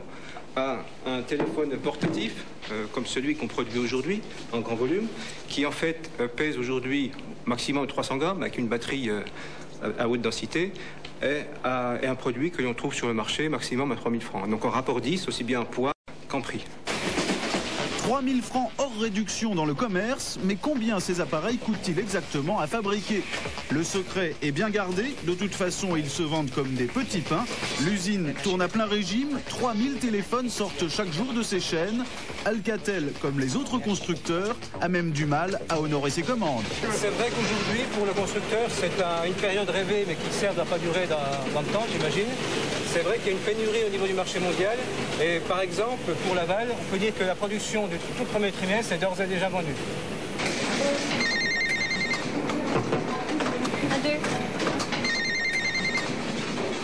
Ces ouvrières contrôlent un par un la qualité d'émission des appareils. Mais dans un téléphone mobile, ce n'est pas la main-d'œuvre qui coûte cher. La pièce la plus précieuse du mobile, c'est cette machine qui la fabrique. Elle soude 40 000 composants à l'heure sur des circuits imprimés. On peut dire ici qu'on a le cerveau du GSM à travers tous ces composants spécifiques. Le logiciel est embarqué dans ces deux petits composants. Donc c'est ça qui vaut la presque totalité du prix d'un téléphone? C'est ça qui fait la presque totalité du prix du téléphone, tout à fait. Oui. Et combien ça coûte? Ça, je peux pas vous le dire. Secret défense, sur ce marché en pleine explosion, la guerre fait rage entre les industriels. Le directeur de l'usine n'aime pas du tout qu'on le questionne sur ses prix de revient. À la fin de cette année, nous aurons une nouvelle génération de produits qui va nécessiter beaucoup moins d'heures de fabrication que la génération actuelle. Et donc un prix de revient moindre? Un prix de revient moindre que par rapport au prix d'aujourd'hui, oui. C'est embêtant de parler du prix de revient? C'est embêtant de parler du prix de revient parce qu'il n'a rien à voir avec le prix marché et c'est quelque chose qui est confidentiel comme vous pouvez bien l'imaginer. Vous voulez dire que le prix que moi je paye mon mobile n'a rien à voir avec le prix qui vous coûte à fabriquer? Il n'a rien à voir, ça dépend essentiellement des fonctionnalités qu'on vous vend. Et ça dépend également de la politique de prix de nos grands distributeurs. Enfin on sait que ça revient à peu près entre 500 et 1000 francs à construire un téléphone mobile. Vous prêchez de faux pour savoir le vrai et je peux vous dire que c'est faux. C'est plus? Je ne vous dirai pas, ça dépend du modèle, c'est plus. Bien embarrassé, une chose est sûre, chez les distributeurs, les prix sont cassés. En ce moment, on vous offre des remises de 1500 à 2000 francs sur l'achat d'un appareil, preuve qu'il y a de la marge. Pas facile de s'y retrouver dans la jungle des étiquettes. Exemple chez Carrefour, les portatifs sont vendus entre 1000 et 3000 francs. Ce qui fait la différence, c'est d'abord la miniaturisation. Plus c'est petit, plus c'est cher. Et ensuite la qualité d'écoute. En ce moment, tous les revendeurs vous offrent une remise de 1500 francs sur l'appareil, mais il y a une condition. Alors si on vous vend un appareil avec son abonnement, on vous déduit 1500 francs de remise sur l'appareil. Mais comment vous pouvez faire ça? Ça c'est après, avec le réseau SFR ou Itinéris, c'est eux qui nous font le remboursement ensuite. SFR et Itinéris sont prêts à tout pour faire vendre leurs abonnements. Ce cadeau de 1500 francs, c'est pour eux un investissement qui va rapporter très gros. Voilà votre abonnement. Vous n'avez qu'à glisser votre carte dans l'appareil. Vous le mettez en service. Vous rentrez votre code confidentiel et vous pouvez l'utiliser tout de suite. Et voilà, la machine à dépenser est prête. Ne vous laissez pas abuser par les promotions car à l'usage, ce petit joujou va vous coûter autour de 10 000 francs par an en communication. Pourquoi les communications coûtent-elles si cher? C'est parce qu'il faut équiper le pays en relais. Nous sommes sur le toit d'un immeuble en banlieue parisienne. Pour couvrir un rayon de 800 mètres, il faut 10 antennes qui vont capter le signal émis par votre téléphone. Il part de cette antenne pour aller dans la grande antenne que vous voyez derrière et ensuite à l'aide de fils, il part sur notre réseau pour être connecté ensuite au réseau public téléphonique et pour atteindre mon correspondant.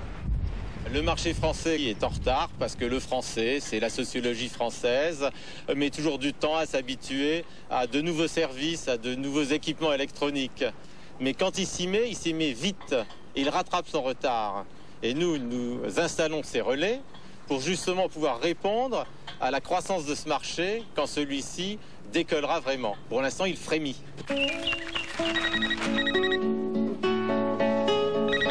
Allô ? C'est ta maman. C'est un mouvement qui est absolument gigantesque, qui est un raz-de-marée qui ira jusqu'à l'an 2000. Ça ira vers la baisse, c'est-à-dire qu'il y aura des tarifs adéquats pour des gens qui s'en servent moins qu'un professionnel, peut-être à des heures qui ne sont pas chargées, et vous pourrez peut-être avoir, même l'an prochain, pour 200 ou 300 francs par mois, la possibilité d'utiliser un téléphone résidentiel. 300 francs par mois, ça fait une baisse de 60%. On attend 7 millions d'utilisateurs d'ici 5 ans. Chez Alcatel, on met la dernière touche au nouveau modèle que vous découvrirez en septembre. Après 6 mois d'existence, le modèle actuel est déjà une antiquité. Il faut faire plus léger, plus gai et plus simple. Objectif, en vendre 1 million par an. Tu vérifies quand même avec les commerciaux aussi. On peut penser demain à des petits-enfants qui, sur le chemin de l'école, auront un poste GSM dans la poche, peut-être de cette couleur-là, avec simplement 3 touches. Papa, son bureau, maman, domicile, et puis s'il y a un problème très grave, le médecin de la famille. On peut penser à ça, et on peut penser aussi que des opérateurs réfléchissent à ce sujet pour donner des abonnements très accessibles pour les enfants, lorsque le GSM sera un outil de sécurité. En attendant la baisse des prix, voici la formule la plus économique, le Bebop, 300 francs par mois en moyenne. Révolutionnaire à sa sortie, il a aujourd'hui du mal à suivre, on ne peut s'en servir qu'à Paris, Lille et Strasbourg et vous pouvez difficilement être appelé. D'interroger le serveur vocal pour pouvoir avoir des renseignements sur le cinéma, savoir à quelle salle on pourrait aller pour voir un film. Voilà, de toute façon, j'entendais rien, donc c'est pas très grave. S'il ne marche pas partout, le Bebop reste pour l'instant le seul mobile abordable pour le grand public. En attendant l'an prochain, une révolution annoncée, l'arrivée du 3e réseau de Bouygues, un réseau numérique haute fréquence, un téléphone bon marché qu'on pourra utiliser dans la rue comme chez soi. L'objectif, c'est ni plus ni moins que de remplacer notre bon vieux téléphone classique.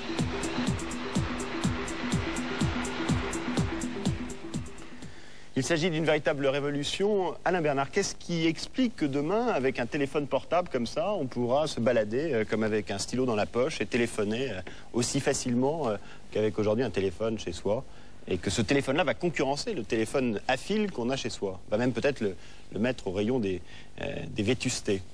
D'abord, première chose, pourquoi c'est possible? C'est possible pour 2 raisons. D'abord parce qu'on a des fréquences maintenant qui commencent à se libérer.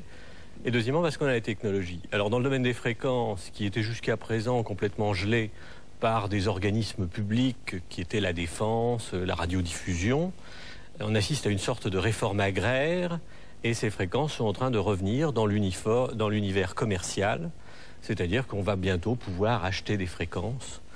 Et elle se libère peu à peu, comme la Terre s'est libérée à partir du moment où on a pu l'acheter. C'est ça, il n'y a plus de monopole des armées, de l'État, de télévision. On a encore un peu, mais disons qu'il se restreint et qu'ils vont peu à peu être obligés de payer, donc les libérer. C'est ça, alors on voit des antennes qui se mettent sur les toits, des paraboles, etc. On l'a vu dans le reportage. Et ça coûte moins cher que le fil, le bon vieux fil du téléphone. C'est plus facile à faire, du téléphone comme ça? Beaucoup moins cher, en fait, pratiquement dans un rapport 10.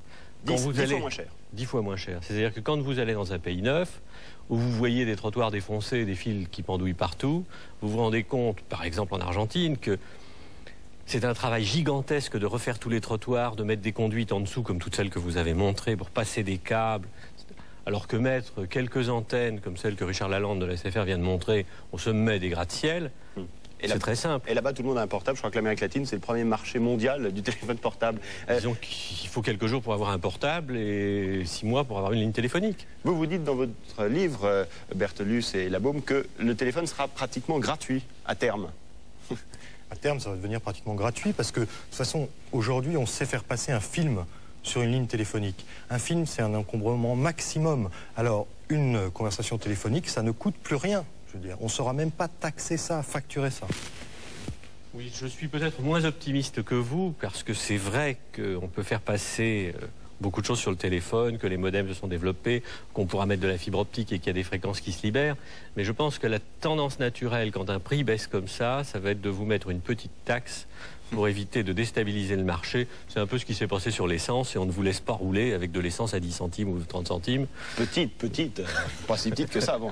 Alors dans un monde où les communications, c'est une certitude, seront malgré tout moins chères, malgré les taxes, de moins en moins chères, la révolution qu'on nous annonce consiste à dire vous allez être connecté à énormément d'informations. Alors on l'a vu, le portable, vous pouvez appeler qui vous voulez, quand vous voulez, mais ça dépasse largement le cadre du téléphone ou de la télévision. On a vu la télévision dans la première partie de cette émission.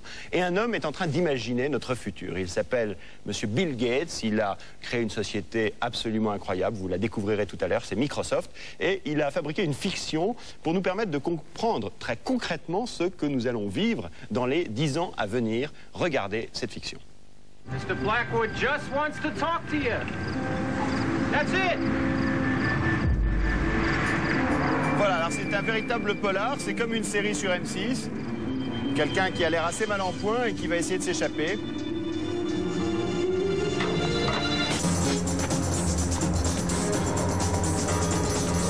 C'est le début de notre histoire.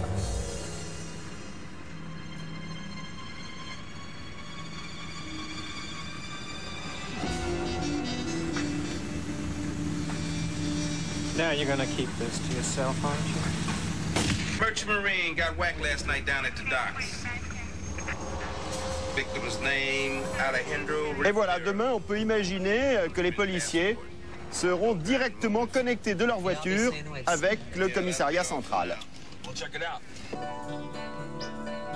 Dans une maison à quelques kilomètres de là, une famille américaine.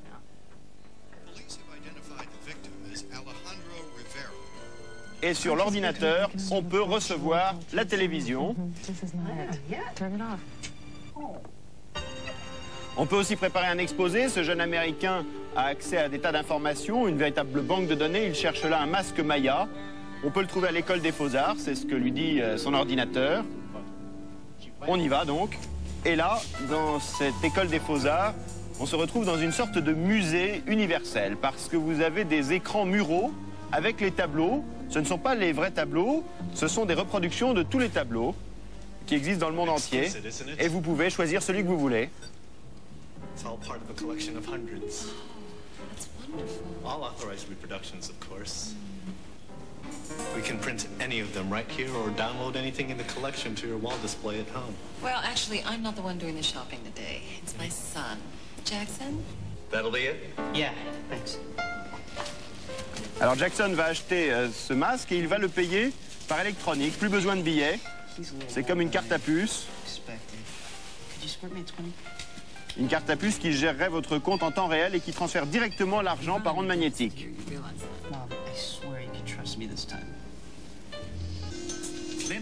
Alors pendant ce temps-là, le polar rebondit parce qu'on se rend compte que dans ce masque, il y a de l'or. Il est furieux que ça a été vendu, alors il va essayer de récupérer le masque à la sortie de l'école, où Jackson ne se doute évidemment de rien.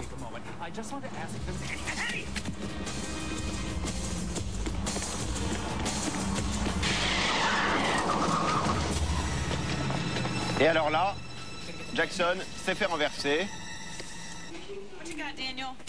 Hey, Dixie. Male pedestrian, 15 to 16, hit by a car. He's unconscious. Pupils look, make that semi-conscious. Et alors ce qui se passe, c'est qu'ici, pendant qu'il est dans l'ambulance, tout est connecté à l'hôpital où on est en train de préparer l'opération qu'il va subir. Il donne son numéro de téléphone. À l'hôpital, il y a un ordinateur qui peut retrouver son nom. C'est comme un Minitel à l'envers.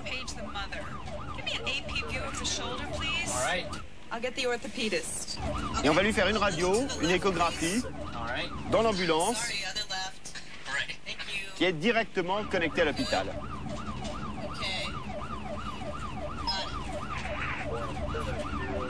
Dixie, there's a posterior displacement of the distal fragment left clavicle. Alors vous imaginez les gains de temps, mais surtout l'enquête continue, il est à l'hôpital. Et il va mettre les policiers sur la trace de Monsieur Blackwood. Tell them. Hi, Becca McGowan, Stu Ryan, Seattle PD. You're the owner? Yes. You mind if I record this? Et alors là, regardez comment le policier va enregistrer la déposition de Monsieur Blackwood. C'est un ordinateur à reconnaissance vocale.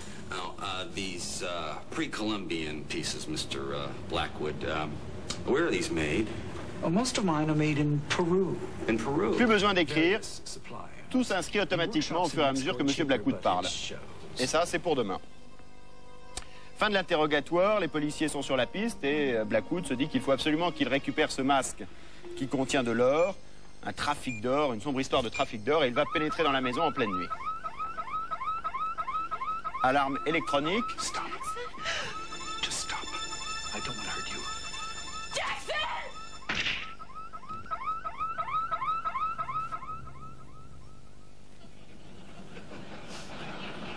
Oh, wait a second. Et voilà l'auteur de cette fiction, Bill Gates. What kind of ending was that? I mean, I think in the future, with something like this, you ought to be able to choose the ending. So I ought to be able to take my little wallet PC here and say that I'd really like to see the alternate ending.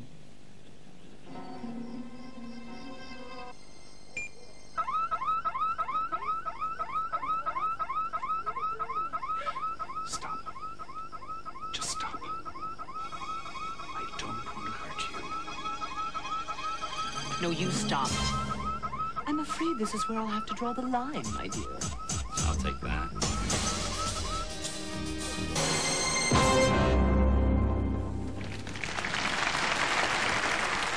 Alors il est quand même très très fort ce Bill Gates, mais ça pour le coup ça nous semble quand même très très loin de ce que nous allons vivre. Renaud de la Baume, Jean-Jérôme Bertolus, ça paraît hallucinant tous ces objets, tous ces ordinateurs connectés. C'est vrai que le reportage qu'on vient de voir est extraordinaire, mais en même temps... C'est une fiction, hein, c'est une fiction. Toutes ces technologies existent d'ores et déjà. Hein. Il faut qu'elles trouvent leur marché, mais toutes ces technologies sont prêtes à débarquer chez nous. Ça, c'est clair. Il faut qu'on soit prêt à en payer le prix maintenant. Voilà, il faut qu'on soit prêt à en payer le prix. Alors, expliquez-nous l'ambulance, là. On va revoir la scène de l'ambulance. Comment ça marche? L'ambulance, c'est assez simple. Hein. C'est un micro-ordinateur, effectivement, un micro-ordinateur déjà des nouvelles générations, assez intelligent, qui est relié à un satellite, à un canal de satellite, et l'hôpital est lui-même relié à ce satellite, et donc a loué un canal sur le satellite pour être relié à toutes ces ambulances. Alors là, effectivement, c'est une fiction, vous le soulignez. En France, la marine utilise ça pour ses navires de guerre, hein, ils envoient comme ça des clichés radiologiques. Alors vous l'avez sans doute compris, il y a un objet qu'on va de plus en plus utiliser demain, c'est l'ordinateur. Alors on va faire une petite démonstration. L'ordinateur, aujourd'hui, très peu de gens en ont. On est à peu près 11% à en avoir. La télé, tout le monde l'a pratiquement, 96%, 60% de magnétoscope, 19% des Français ont un Minitel et 11% ont un ordinateur. C'est 3 fois moins qu'aux États-Unis. Aux États-Unis, un foyer sur 3 pratiquement. Et d'ailleurs, l'année dernière, on a vendu plus de micro-ordinateurs aux États-Unis que de voitures. Alors, l'ordinateur, aujourd'hui, on peut faire de plus en plus de choses avec. Vous avez là ce qu'on appelle un lecteur de CD-ROM, c'est-à-dire qu'on pourrait presque mettre même un disque compact pour écouter de la musique sur son ordinateur. Le son ne serait pas forcément excellent, mais il est pas mal. Et on peut mettre des disques compacts, on peut mettre ça aussi. Ça ressemble à un disque compact et c'est ce qu'on appelle un programme de CD-ROM, un programme interactif. Là, par exemple, vous avez un dessin animé pour enfants éducatif. C'est la fable du lièvre et de la tortue. Alors la définition est extraordinaire, des images, c'est absolument merveilleux comme conte.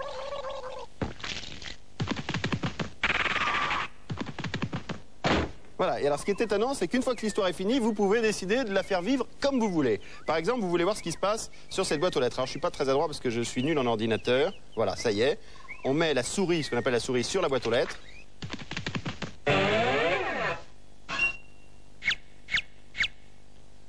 Regardez si c'est pas merveilleux, cette histoire qui continue comme vous le voulez. Maintenant, on va voir l'oiseau. Je suis complètement perdu. Ah. That hair is moving so fast, he's not paying attention to where he's going. Voilà, et les enfants, alors évidemment, utilisent de plus en plus l'ordinateur. Ils sont habitués aux jeux vidéo. Aujourd'hui, ils vont faire de plus en plus de choses sur cette machine. Et puis, on pouvait envoyer des fax, on peut envoyer des fax, on peut donc faire ses programmes, on peut continuer à taper son courrier. Bref, l'ordinateur va pénétrer les foyers. Il sera de plus en plus accessible. Alors comment? Pourquoi? Explication, Bruno de la Panne.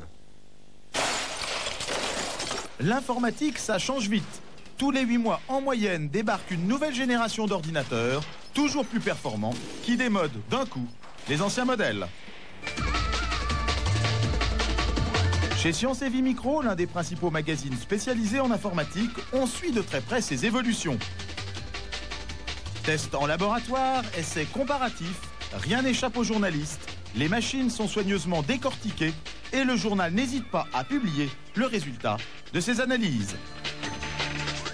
Ici, on a même créé un petit musée de l'informatique. 1983, c'était hier, et pourtant, les modèles font figure de dinosaures et la plupart des marques ont déjà disparu. L'évolution principale, c'est là qu'elle se joue. Ce drôle de tambour, stocké en 1970, 200 000 pages et pesait 20 kilos. Aujourd'hui, il suffit de 300 grammes pour stocker 10 fois plus. Demain, il faudra moins de 100 grammes. Ça, c'était quoi? Ah, ça, c'est un ordinateur portatif de l'époque. On appelait d'ailleurs la machine à coudre. 1983. Un seul lecteur de disquette, mais un ordinateur complet qu'il fallait brancher sur le secteur, qui stockait environ 180 pages de texte sur son lecteur de disquette. On pouvait rajouter un disque dur, ça coûtait très cher. Donc aujourd'hui, l'ordinateur autonome, donc sur batterie, 1000 fois plus de pages en capacité de stockage, un écran en couleur alors que là on était en noir et blanc, le petit bijou de l'informatique personnelle. La technologie est désormais à la portée de tous. Avec des prix divisés par 5 en 10 ans, les micro-ordinateurs sont devenus un produit de masse. La Glen Valley, en Écosse, c'est dans ces montagnes que se cachent les géants de l'informatique. Pour lutter contre un taux de chômage de 13%, la région a tiré les groupes américains avec des aides à l'investissement et des salaires de 15% inférieurs au reste de l'Europe. Résultat, l'informatique fait aujourd'hui presque jeu égal ici avec le whisky. Il y a 8 ans, Compaq s'est installé près de Glasgow. En quelques années, le groupe américain est devenu numéro 1 mondial des micro-ordinateurs. Ici, on travaille 7 jours sur 7, jour et nuit. Le tiers des machines vendues par la marque dans le monde sort de cette usine, 2 micro-ordinateurs à la minute. Et voici le cœur d'un ordinateur, ce qu'on appelle la carte mère, 2 tiers du prix de revient de fabrication, à elle toute seule. Sur les circuits intégrés, va se greffer un microprocesseur, en quelque sorte le cerveau de l'ordinateur, et toutes les connexions, le système nerveux de l'appareil. Conçue aux États-Unis, cette carte a été fabriquée à Singapour, c'est la stratégie de Compaq. L'usine de Glen Valley ne fabrique pas les pièces, elle se contente de les assembler. Dans un ordinateur, les 3 quarts des pièces sont fabriquées hors d'Europe, seul le quart restant vient de la CE. Ce qui vient d'Europe, c'est ce qui coûte le moins cher, les câbles, les armatures en métal, le plastique. La technologie, elle, est 100% asiatique, jusqu'au disque dur, la mémoire de l'ordinateur et au lecteur de disquette. Pour assembler le tout, il suffit de 20 minutes. À 20 km de là, la plus grosse usine informatique d'Europe s'étend sur 20 hectares, celle d'IBM. Capacité de production, entre 1,5 million et 2 millions d'ordinateurs par an. Dans les périodes de pointe, on peut y produire jusqu'à 10 000 machines par jour. 3 000 personnes travaillent quotidiennement sur ce site.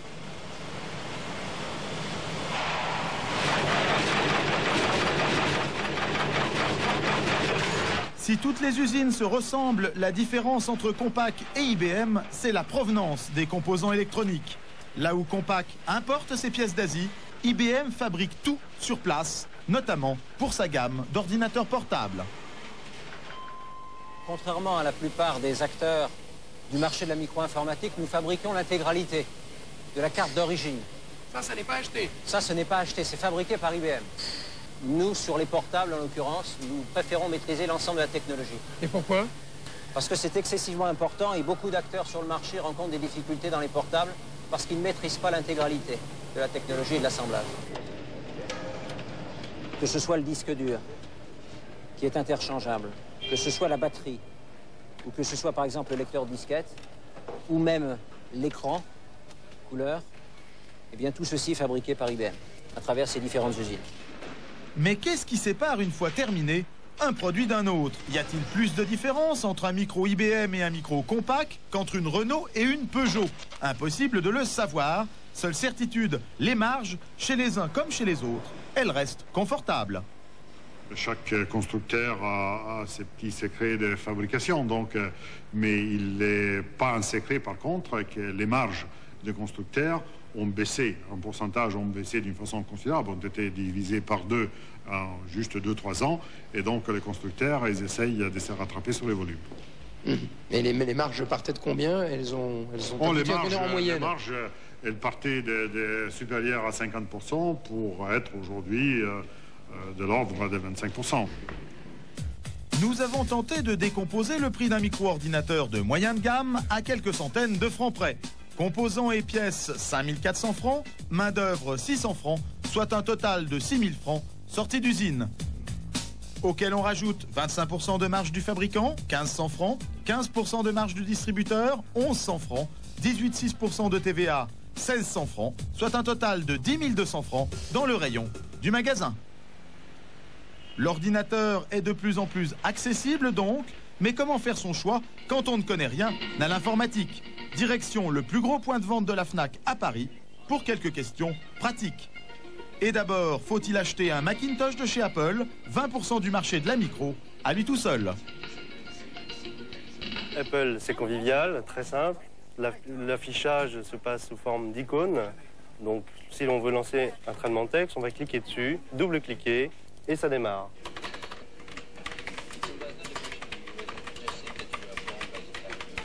Faut-il préférer le système PC des concurrents? Il est plus complet, mais aussi plus compliqué. Gros souci, c'est qu'il y a encore 2 systèmes d'exploitation sur PC. Pour faire fonctionner un jeu, on sera forcément obligé de taper des commandes connues qui sont des commandes DOS. Donc par exemple, edit config.6, c'est le passage obligé pour modifier par exemple les différents paramètres. Le grand public n'aime pas trop et est forcément obligé d'y passer si l'on veut installer un jeu de base. C'est forcé. En option, on peut aussi choisir un micro-ordinateur portable, 50% plus cher. Alors? Je dis non, tout simplement parce que c'est déjà plus cher qu'une machine de base. Même puissance que sur une machine de bureau, les prix vont être quand même nettement différents. Beaucoup plus cher, l'autonomie n'est pas la même. Donc c'est plutôt destiné à une clientèle de commerciaux ou encore de personnes qui se déplacent régulièrement. Champion des ventes aux États-Unis restent les ordinateurs avec équipement multimédia. Là, le prix monte, mais dans votre ordinateur, vous pouvez avoir du son et de l'image. Ça ressemble à un disque compact, mais ça permet de tout faire ou presque. Par exemple, de visiter le musée du Louvre à la carte et pendant 6 heures, sans quitter son fauteuil.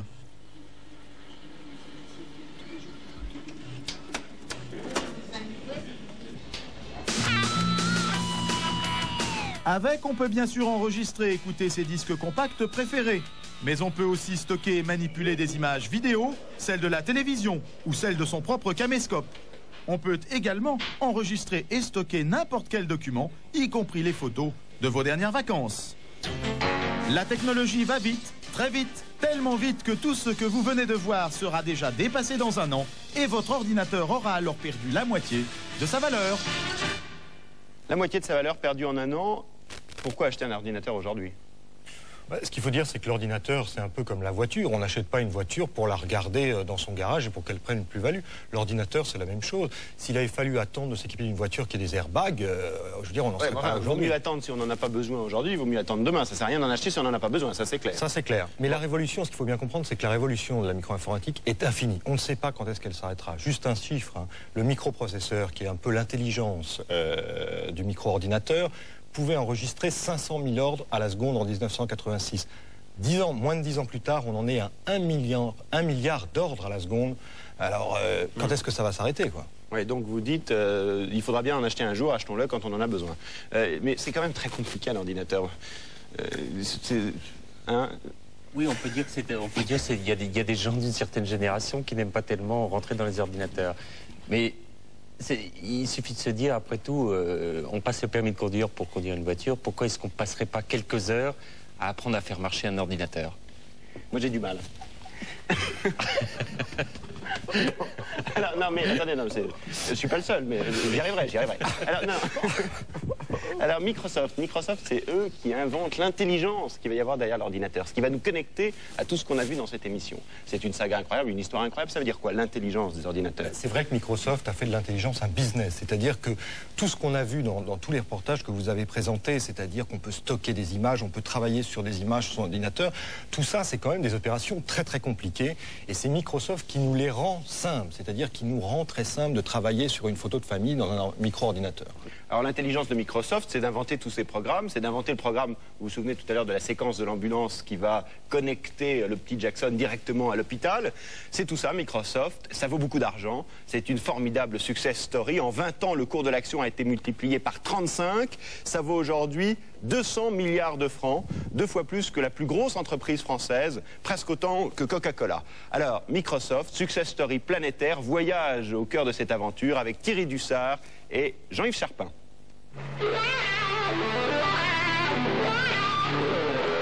La saga Microsoft a commencé ici, au lycée de Lakeside. Cette école réservée à la grande bourgeoisie de Seattle était celle de Bill Gates. C'était la seule dans les années 60 à avoir des ordinateurs. C'est là que Bill rencontrera Paul Allen.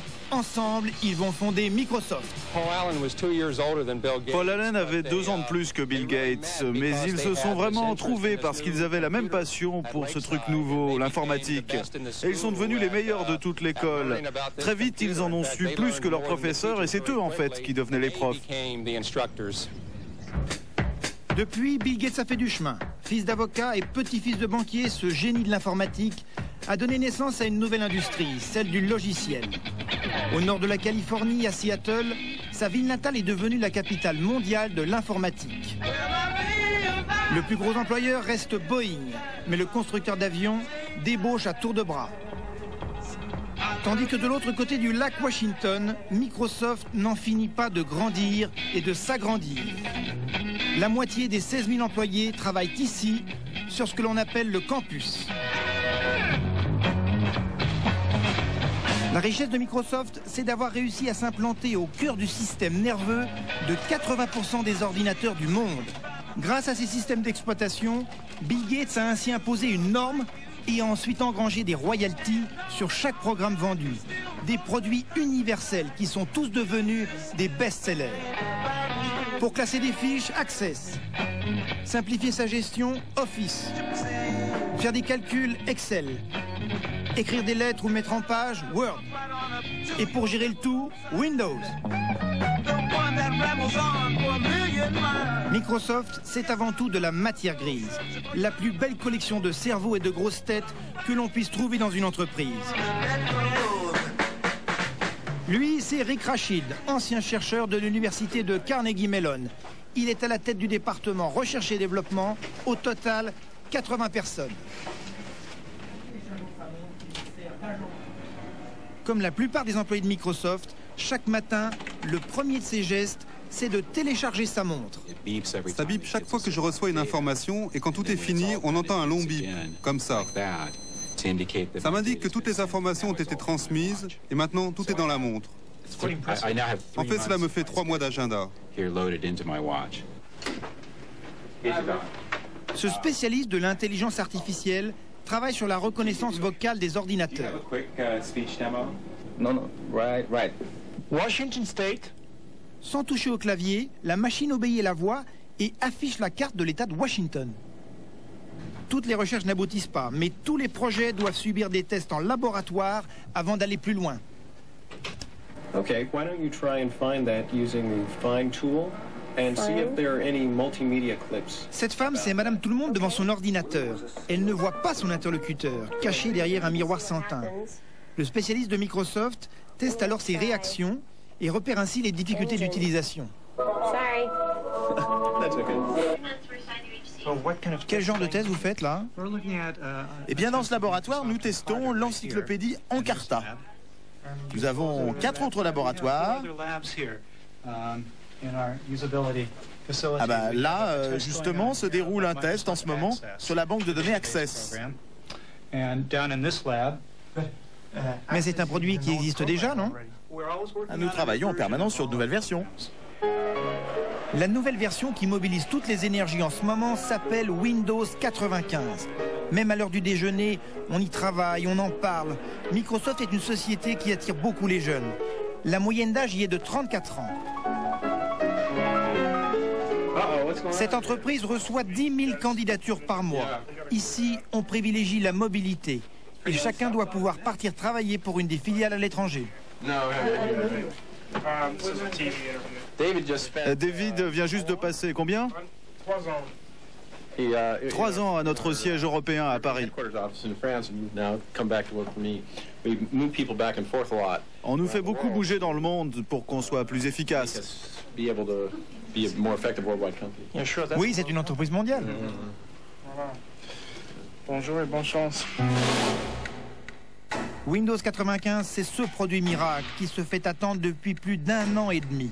Il s'agit d'intégrer plusieurs programmes informatiques, mariant le son et l'image, avec des manipulations plus rapides et surtout plus simples. En 1 an, Bill Gates espère en vendre 20 millions d'exemplaires et générer $1 milliard de chiffre d'affaires. On a fait beaucoup de tests avec les futurs clients pour voir comment on peut leur faciliter la tâche et qu'ils puissent en faire plus. En fait, on n'avait jamais fait autant de tests dans toute l'histoire de l'entreprise que pour ce produit-là. Ici, on vit en circuit fermé. 20 navettes permettent d'aller d'un bâtiment à l'autre et de ne pas se mouiller quand il pleut, car il pleut souvent à Seattle. C'est excellent pour le gazon, le soleil aussi d'ailleurs. Et 9 jardiniers extérieurs coupent les pelouses toutes les semaines. L'herbe ne doit pas dépasser 7 cm. Nous faisons attention à ce que tout soit propre. On ramasse les feuilles mortes, il faut que tout soit impeccable et naturel. Circuit de vidéo intérieur sur le toit des bâtiments avec une surveillance 24 heures sur 24. Le bâtiment le mieux gardé, c'est sans doute le building numéro 11. Construction à l'épreuve des tremblements de terre, climatisation séparée, nous sommes dans le cœur informatique du réseau Microsoft. Une sorte de carrefour auquel sont reliés tous ses clients dans le monde. 1200 serveurs et 48 000 nœuds de connexion alignent une impressionnante capacité de calcul. Just a quick one. Don't want to go into the area. Just from here you can pan anything you want. Voici la salle de contrôle, mais visiblement on gêne. Okay, I didn't realize there was an agreement not to film in here. Okay, so turn it off. Off. Hi, come in. Should I do my greeting on camera? You can try. Bienvenue à Microsoft Home. C'est un plaisir de vous accueillir. Cet appartement est une maquette grandeur nature où l'on peut tester dans des conditions réelles d'utilisation les produits du futur. It's a living room. Yep. And you watch television. So this is the kitchen. Voilà la cuisine. C'est un lieu de recherche très intéressant pour nous. Tenez, regardez ça par exemple. Bon, c'est un interrupteur pour le moment, ça permet de faire varier la lumière. Mais peut-être qu'on va vouloir le remplacer par un écran tactile, pour y mettre des messages par exemple. Eh bien, on pourra faire ça comme ça. Vous voyez, là, il y a tous les câbles qu'il faut. En fait, tout est modulable ici. Là, bien sûr, nous avons un grand classique, un téléphone, et on va pouvoir jouer avec les messages vocaux, les messages sur écran, et les bons vieux post-it collés sur le frigo. Il y a aussi une chambre d'enfant avec son petit ordinateur, une salle à manger, et même un bureau. Ce qu'on a voulu faire ici, c'est le bureau d'une personne qui travaille chez elle. Une des choses qu'on prévoit de faire, c'est d'installer un système de vidéoconférence avec une caméra au-dessus de l'ordinateur. Donc la personne pourra en fait voir et être vue d'ici. Mais on peut aussi imaginer de mettre la caméra sous le téléviseur. Vous voyez, la caméra serait là. Ça, c'est l'avenir. De la téléconférence à la messagerie vidéo, il n'y a qu'un pas. Et on pourra bientôt écouter ces messages sur une télévision, comme on le fait aujourd'hui avec un répondeur téléphonique.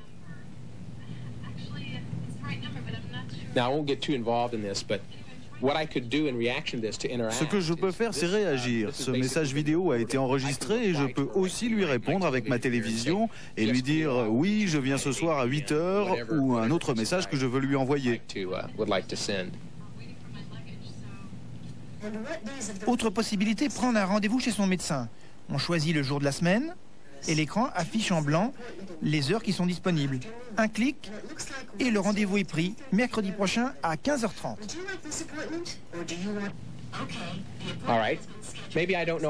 Vous voyez, si le docteur a déménagé et que j'ai besoin de l'itinéraire, je clique sur « Oui » et la carte apparaît. Est-ce que je prends une voiture ou le bus? J'y vais en voiture. Alors j'ai l'itinéraire. Ce qu'on veut faire avec ce prototype, et j'insiste sur le mot prototype, c'est une vitrine technologique que nous avons mis au point pour montrer à nos partenaires et nos clients ce qu'on peut faire avec la télévision interactive chez Microsoft. Microsoft chez vous. Bill Gates rêve de remplir la maison du futur de jeux et d'encyclopédies vendues sur CD-ROM. Il a construit sa fortune avec des hommes d'affaires. Il veut maintenant pénétrer dans tous les foyers. Et il compte sur cette femme, la plus haut placée de l'entreprise, pour lui ouvrir les portes d'un marché qui représente déjà $1 milliard. Nous faisons un chiffre d'affaires supérieur à $500 millions, avec une croissance forte. C'est tout ce que je peux vous dire. Changement de décor. Il est 7 h du soir et pour éliminer le stress de la journée, la moitié des employés de Microsoft se retrouvent dans ce club de sport à 1 km du campus. Ici, on sue et on transpire, mais c'est pour le plaisir. Pour l'argent aussi. 11% des employés de Microsoft sont devenus millionnaires en dollars grâce à de généreuses distributions d'actions dont la valeur a été multipliée par 34 depuis 1986. On trouve même des milliardaires. Le numéro 2 de Microsoft, Steve Ballmer, pèse 9 milliards de francs en banque et 103 kilos sur la balance. Hi. Were you about to begin? I was finishing this one and moving to the next one. Okay. Either place you want to get me. Steve a connu Bill Gates à Harvard il y a 20 ans et il était témoin à son mariage l'an dernier. Qu'est-ce qui arriverait à une entreprise comme Microsoft si Bill Gates mourait?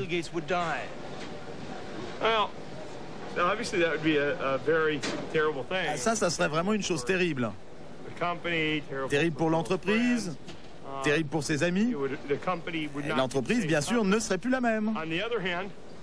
Mais d'un autre côté, comme je le dis toujours, avec Bill Gates, on peut rêver de réussir tout ce qu'on entreprend.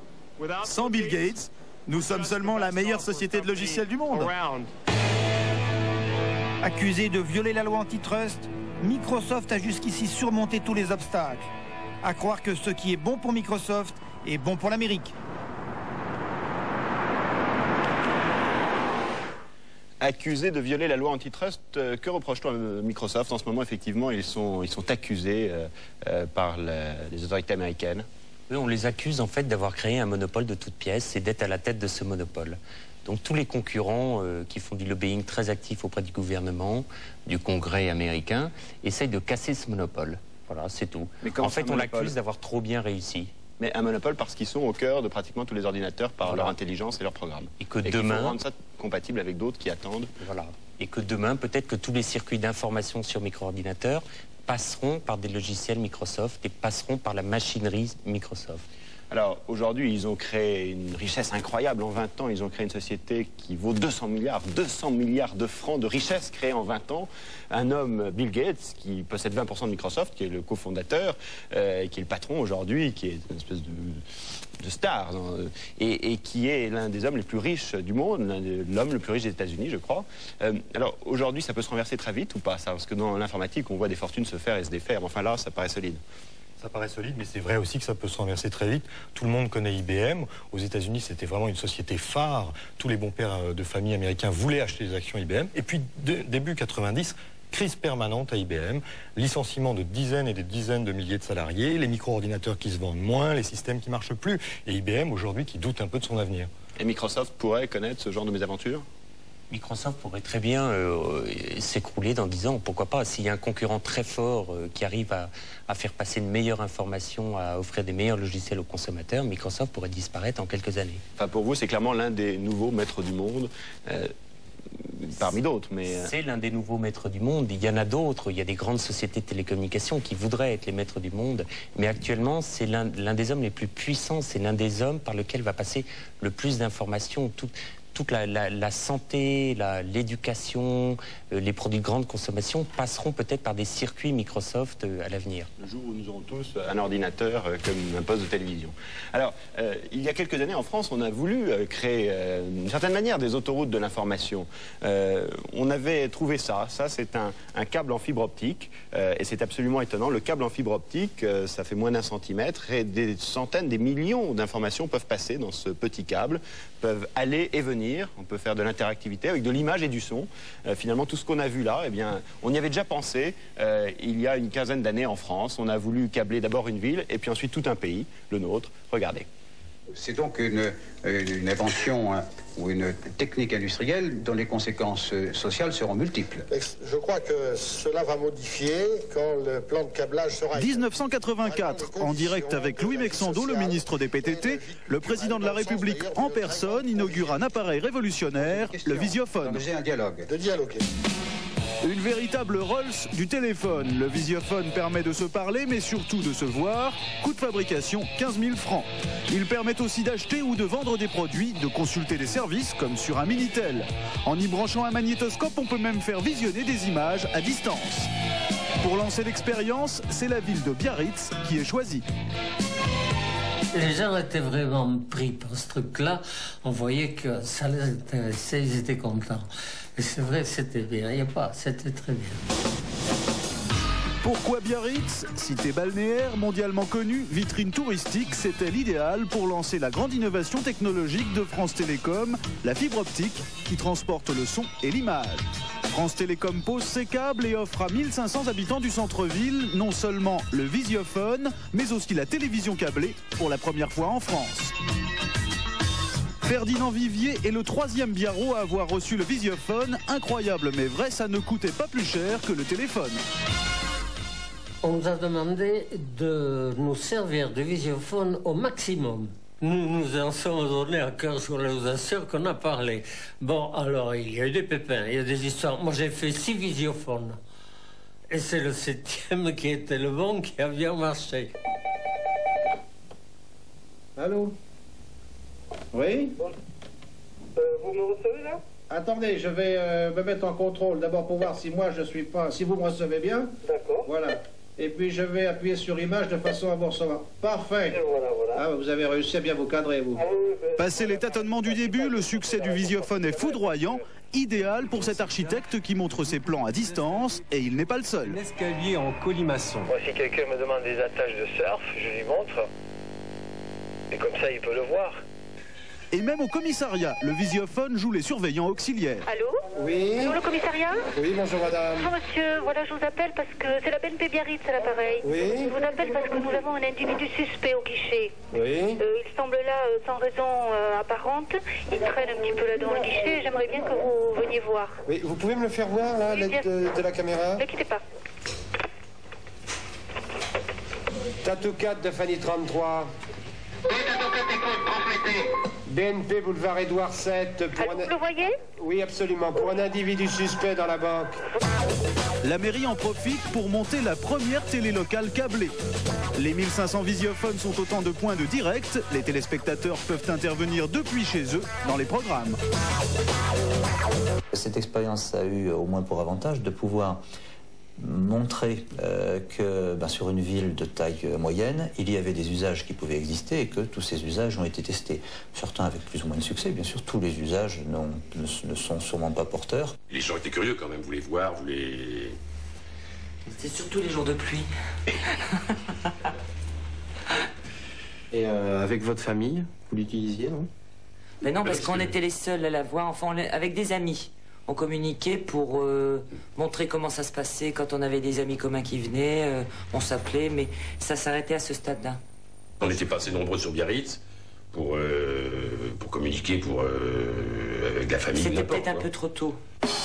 Limité à Biarritz, l'expérience va tourner court. 5 ans après les premiers essais, France Télécom décide de tout arrêter. Les visiophones disparaissent des salons et partent à la casse. On ne nous a pas demandé notre avis quand il a fallu enlever les outils. Bon, ça s'est fait très gentiment, très poliment, mais nous n'étions pas, je dirais que nous n'avions rien à dire. Le biarro moyen que je suis est toujours se sent toujours un peu blousé. On lui a relevé un outil qui était fantastique, alors qu'il pouvait faire beaucoup de choses, inventer beaucoup de services. Déjà, prendre de l'avance sur les services de demain. On lui a enlevé. Vous le regrettez qu'on vous l'ait enlevé? Ah, moi je regrette beaucoup. Seulement voilà, pour que cela continue, il aurait fallu câbler tous les foyers français, ce qui aurait coûté des dizaines de milliards de francs. Une fois la France câblée, il aurait aussi fallu que les abonnés achètent le visiophone à 15 000 francs pièce. C'était très cher. Les produits visiophoniques restent encore des produits relativement chers, beaucoup moins chers qu'à l'époque de Biarritz Fibre Optique, mais restent encore des produits relativement chers. Et il n'est pas évident que la totalité, ou une grande masse, je dirais, de clients potentiels s'intéressent à ce produit-là, à ce prix-là. Alors s'intéressent à ce produit-là, oui, mais à quel prix ? Que reste-t-il du visiophone aujourd'hui? Ce bâtiment à l'abandon que France Télécom cherche à vendre depuis 3 ans. Direction générale des télécoms, centrale fibre optique, une boîte aux lettres rouillée pour un bâtiment fantôme. L'expérience aura coûté au total 750 millions de francs à France Télécom, soit 500 000 francs par abonné, de quoi offrir à chacun d'eux, au prix de l'époque, un joli 2 pièces avec vue sur la mer. Quelle est la leçon que vous tirez de cette expérience ? La leçon que je tire de l'expérience, elle est dans le reportage. C'est-à-dire, c'est dit à un moment, ces technologies, elles sont merveilleuses, elles proposent des tas de services que tout le monde a envie d'avoir, elles coûtent très cher. Est-ce qu'on est prêt à payer ces services? Est-ce que tel ou tel opérateur, que ce soit l'État ou des entreprises privées, sont prêts à créer ce marché de masse, à investir beaucoup pour que ce marché se développe et que le prix de ces technologies baisse? Ça, c'est la question. Il faut savoir que dans ces métiers-là, quand vous multipliez par 1000 le nombre d'abonnés, vous divisez par 10 le prix unitaire du réseau. C'est-à-dire là, on parlait de 500 000 francs pour 1500 abonnés. On aurait eu 1,5 million d'abonnés, ça aurait coûté 50 000 francs par abonné. Et encore, la partie visiophone aurait coûté moins cher, autour de 30 000 francs. On aurait pu imaginer qu'on câble la France avec de la fibre optique.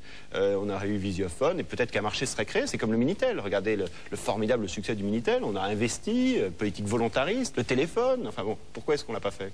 Ça pose le problème de la volonté politique des pays. Est-ce qu'il y aura une volonté très forte à l'avenir d'imposer les autoroutes de l'information ou pas? S'il n'y en a pas, on n'y arrivera pas. Et aujourd'hui, la volonté politique dans un marché dérégulé, c'est peut-être pas si simple. C'est compliqué et les États, justement, ne savent plus très bien où se positionner aujourd'hui. Parce qu'il y a des opérateurs puissants qui peuvent intervenir. On a vu tout à l'heure le téléphone, on peut décider de mettre des lignes, mais s'il y en a un qui met une antenne et qu'on passe avec des antennes, ça va beaucoup plus vite, etc. Donc tout va vite. Bon, écoutez, on espère que vous avez compris et qu'on vous a éclairé sur un certain nombre de choses. Tout ça est assez passionnant, assez compliqué, mais enfin, je pense qu'il y a quelques points qui nous éclairent ce soir. Il y a un reportage qu'on n'a pas pu passer dans Capital et que nous avions prévu de passer. C'est un reportage sur Internet. C'est un réseau dont tout le monde parle dans les autoroutes de l'information. Alors vous le verrez vendredi prochain à 20h35 dans Capital. Nous étions un peu longs ce soir. Nous laissons la place à Culture Pub. Bonsoir.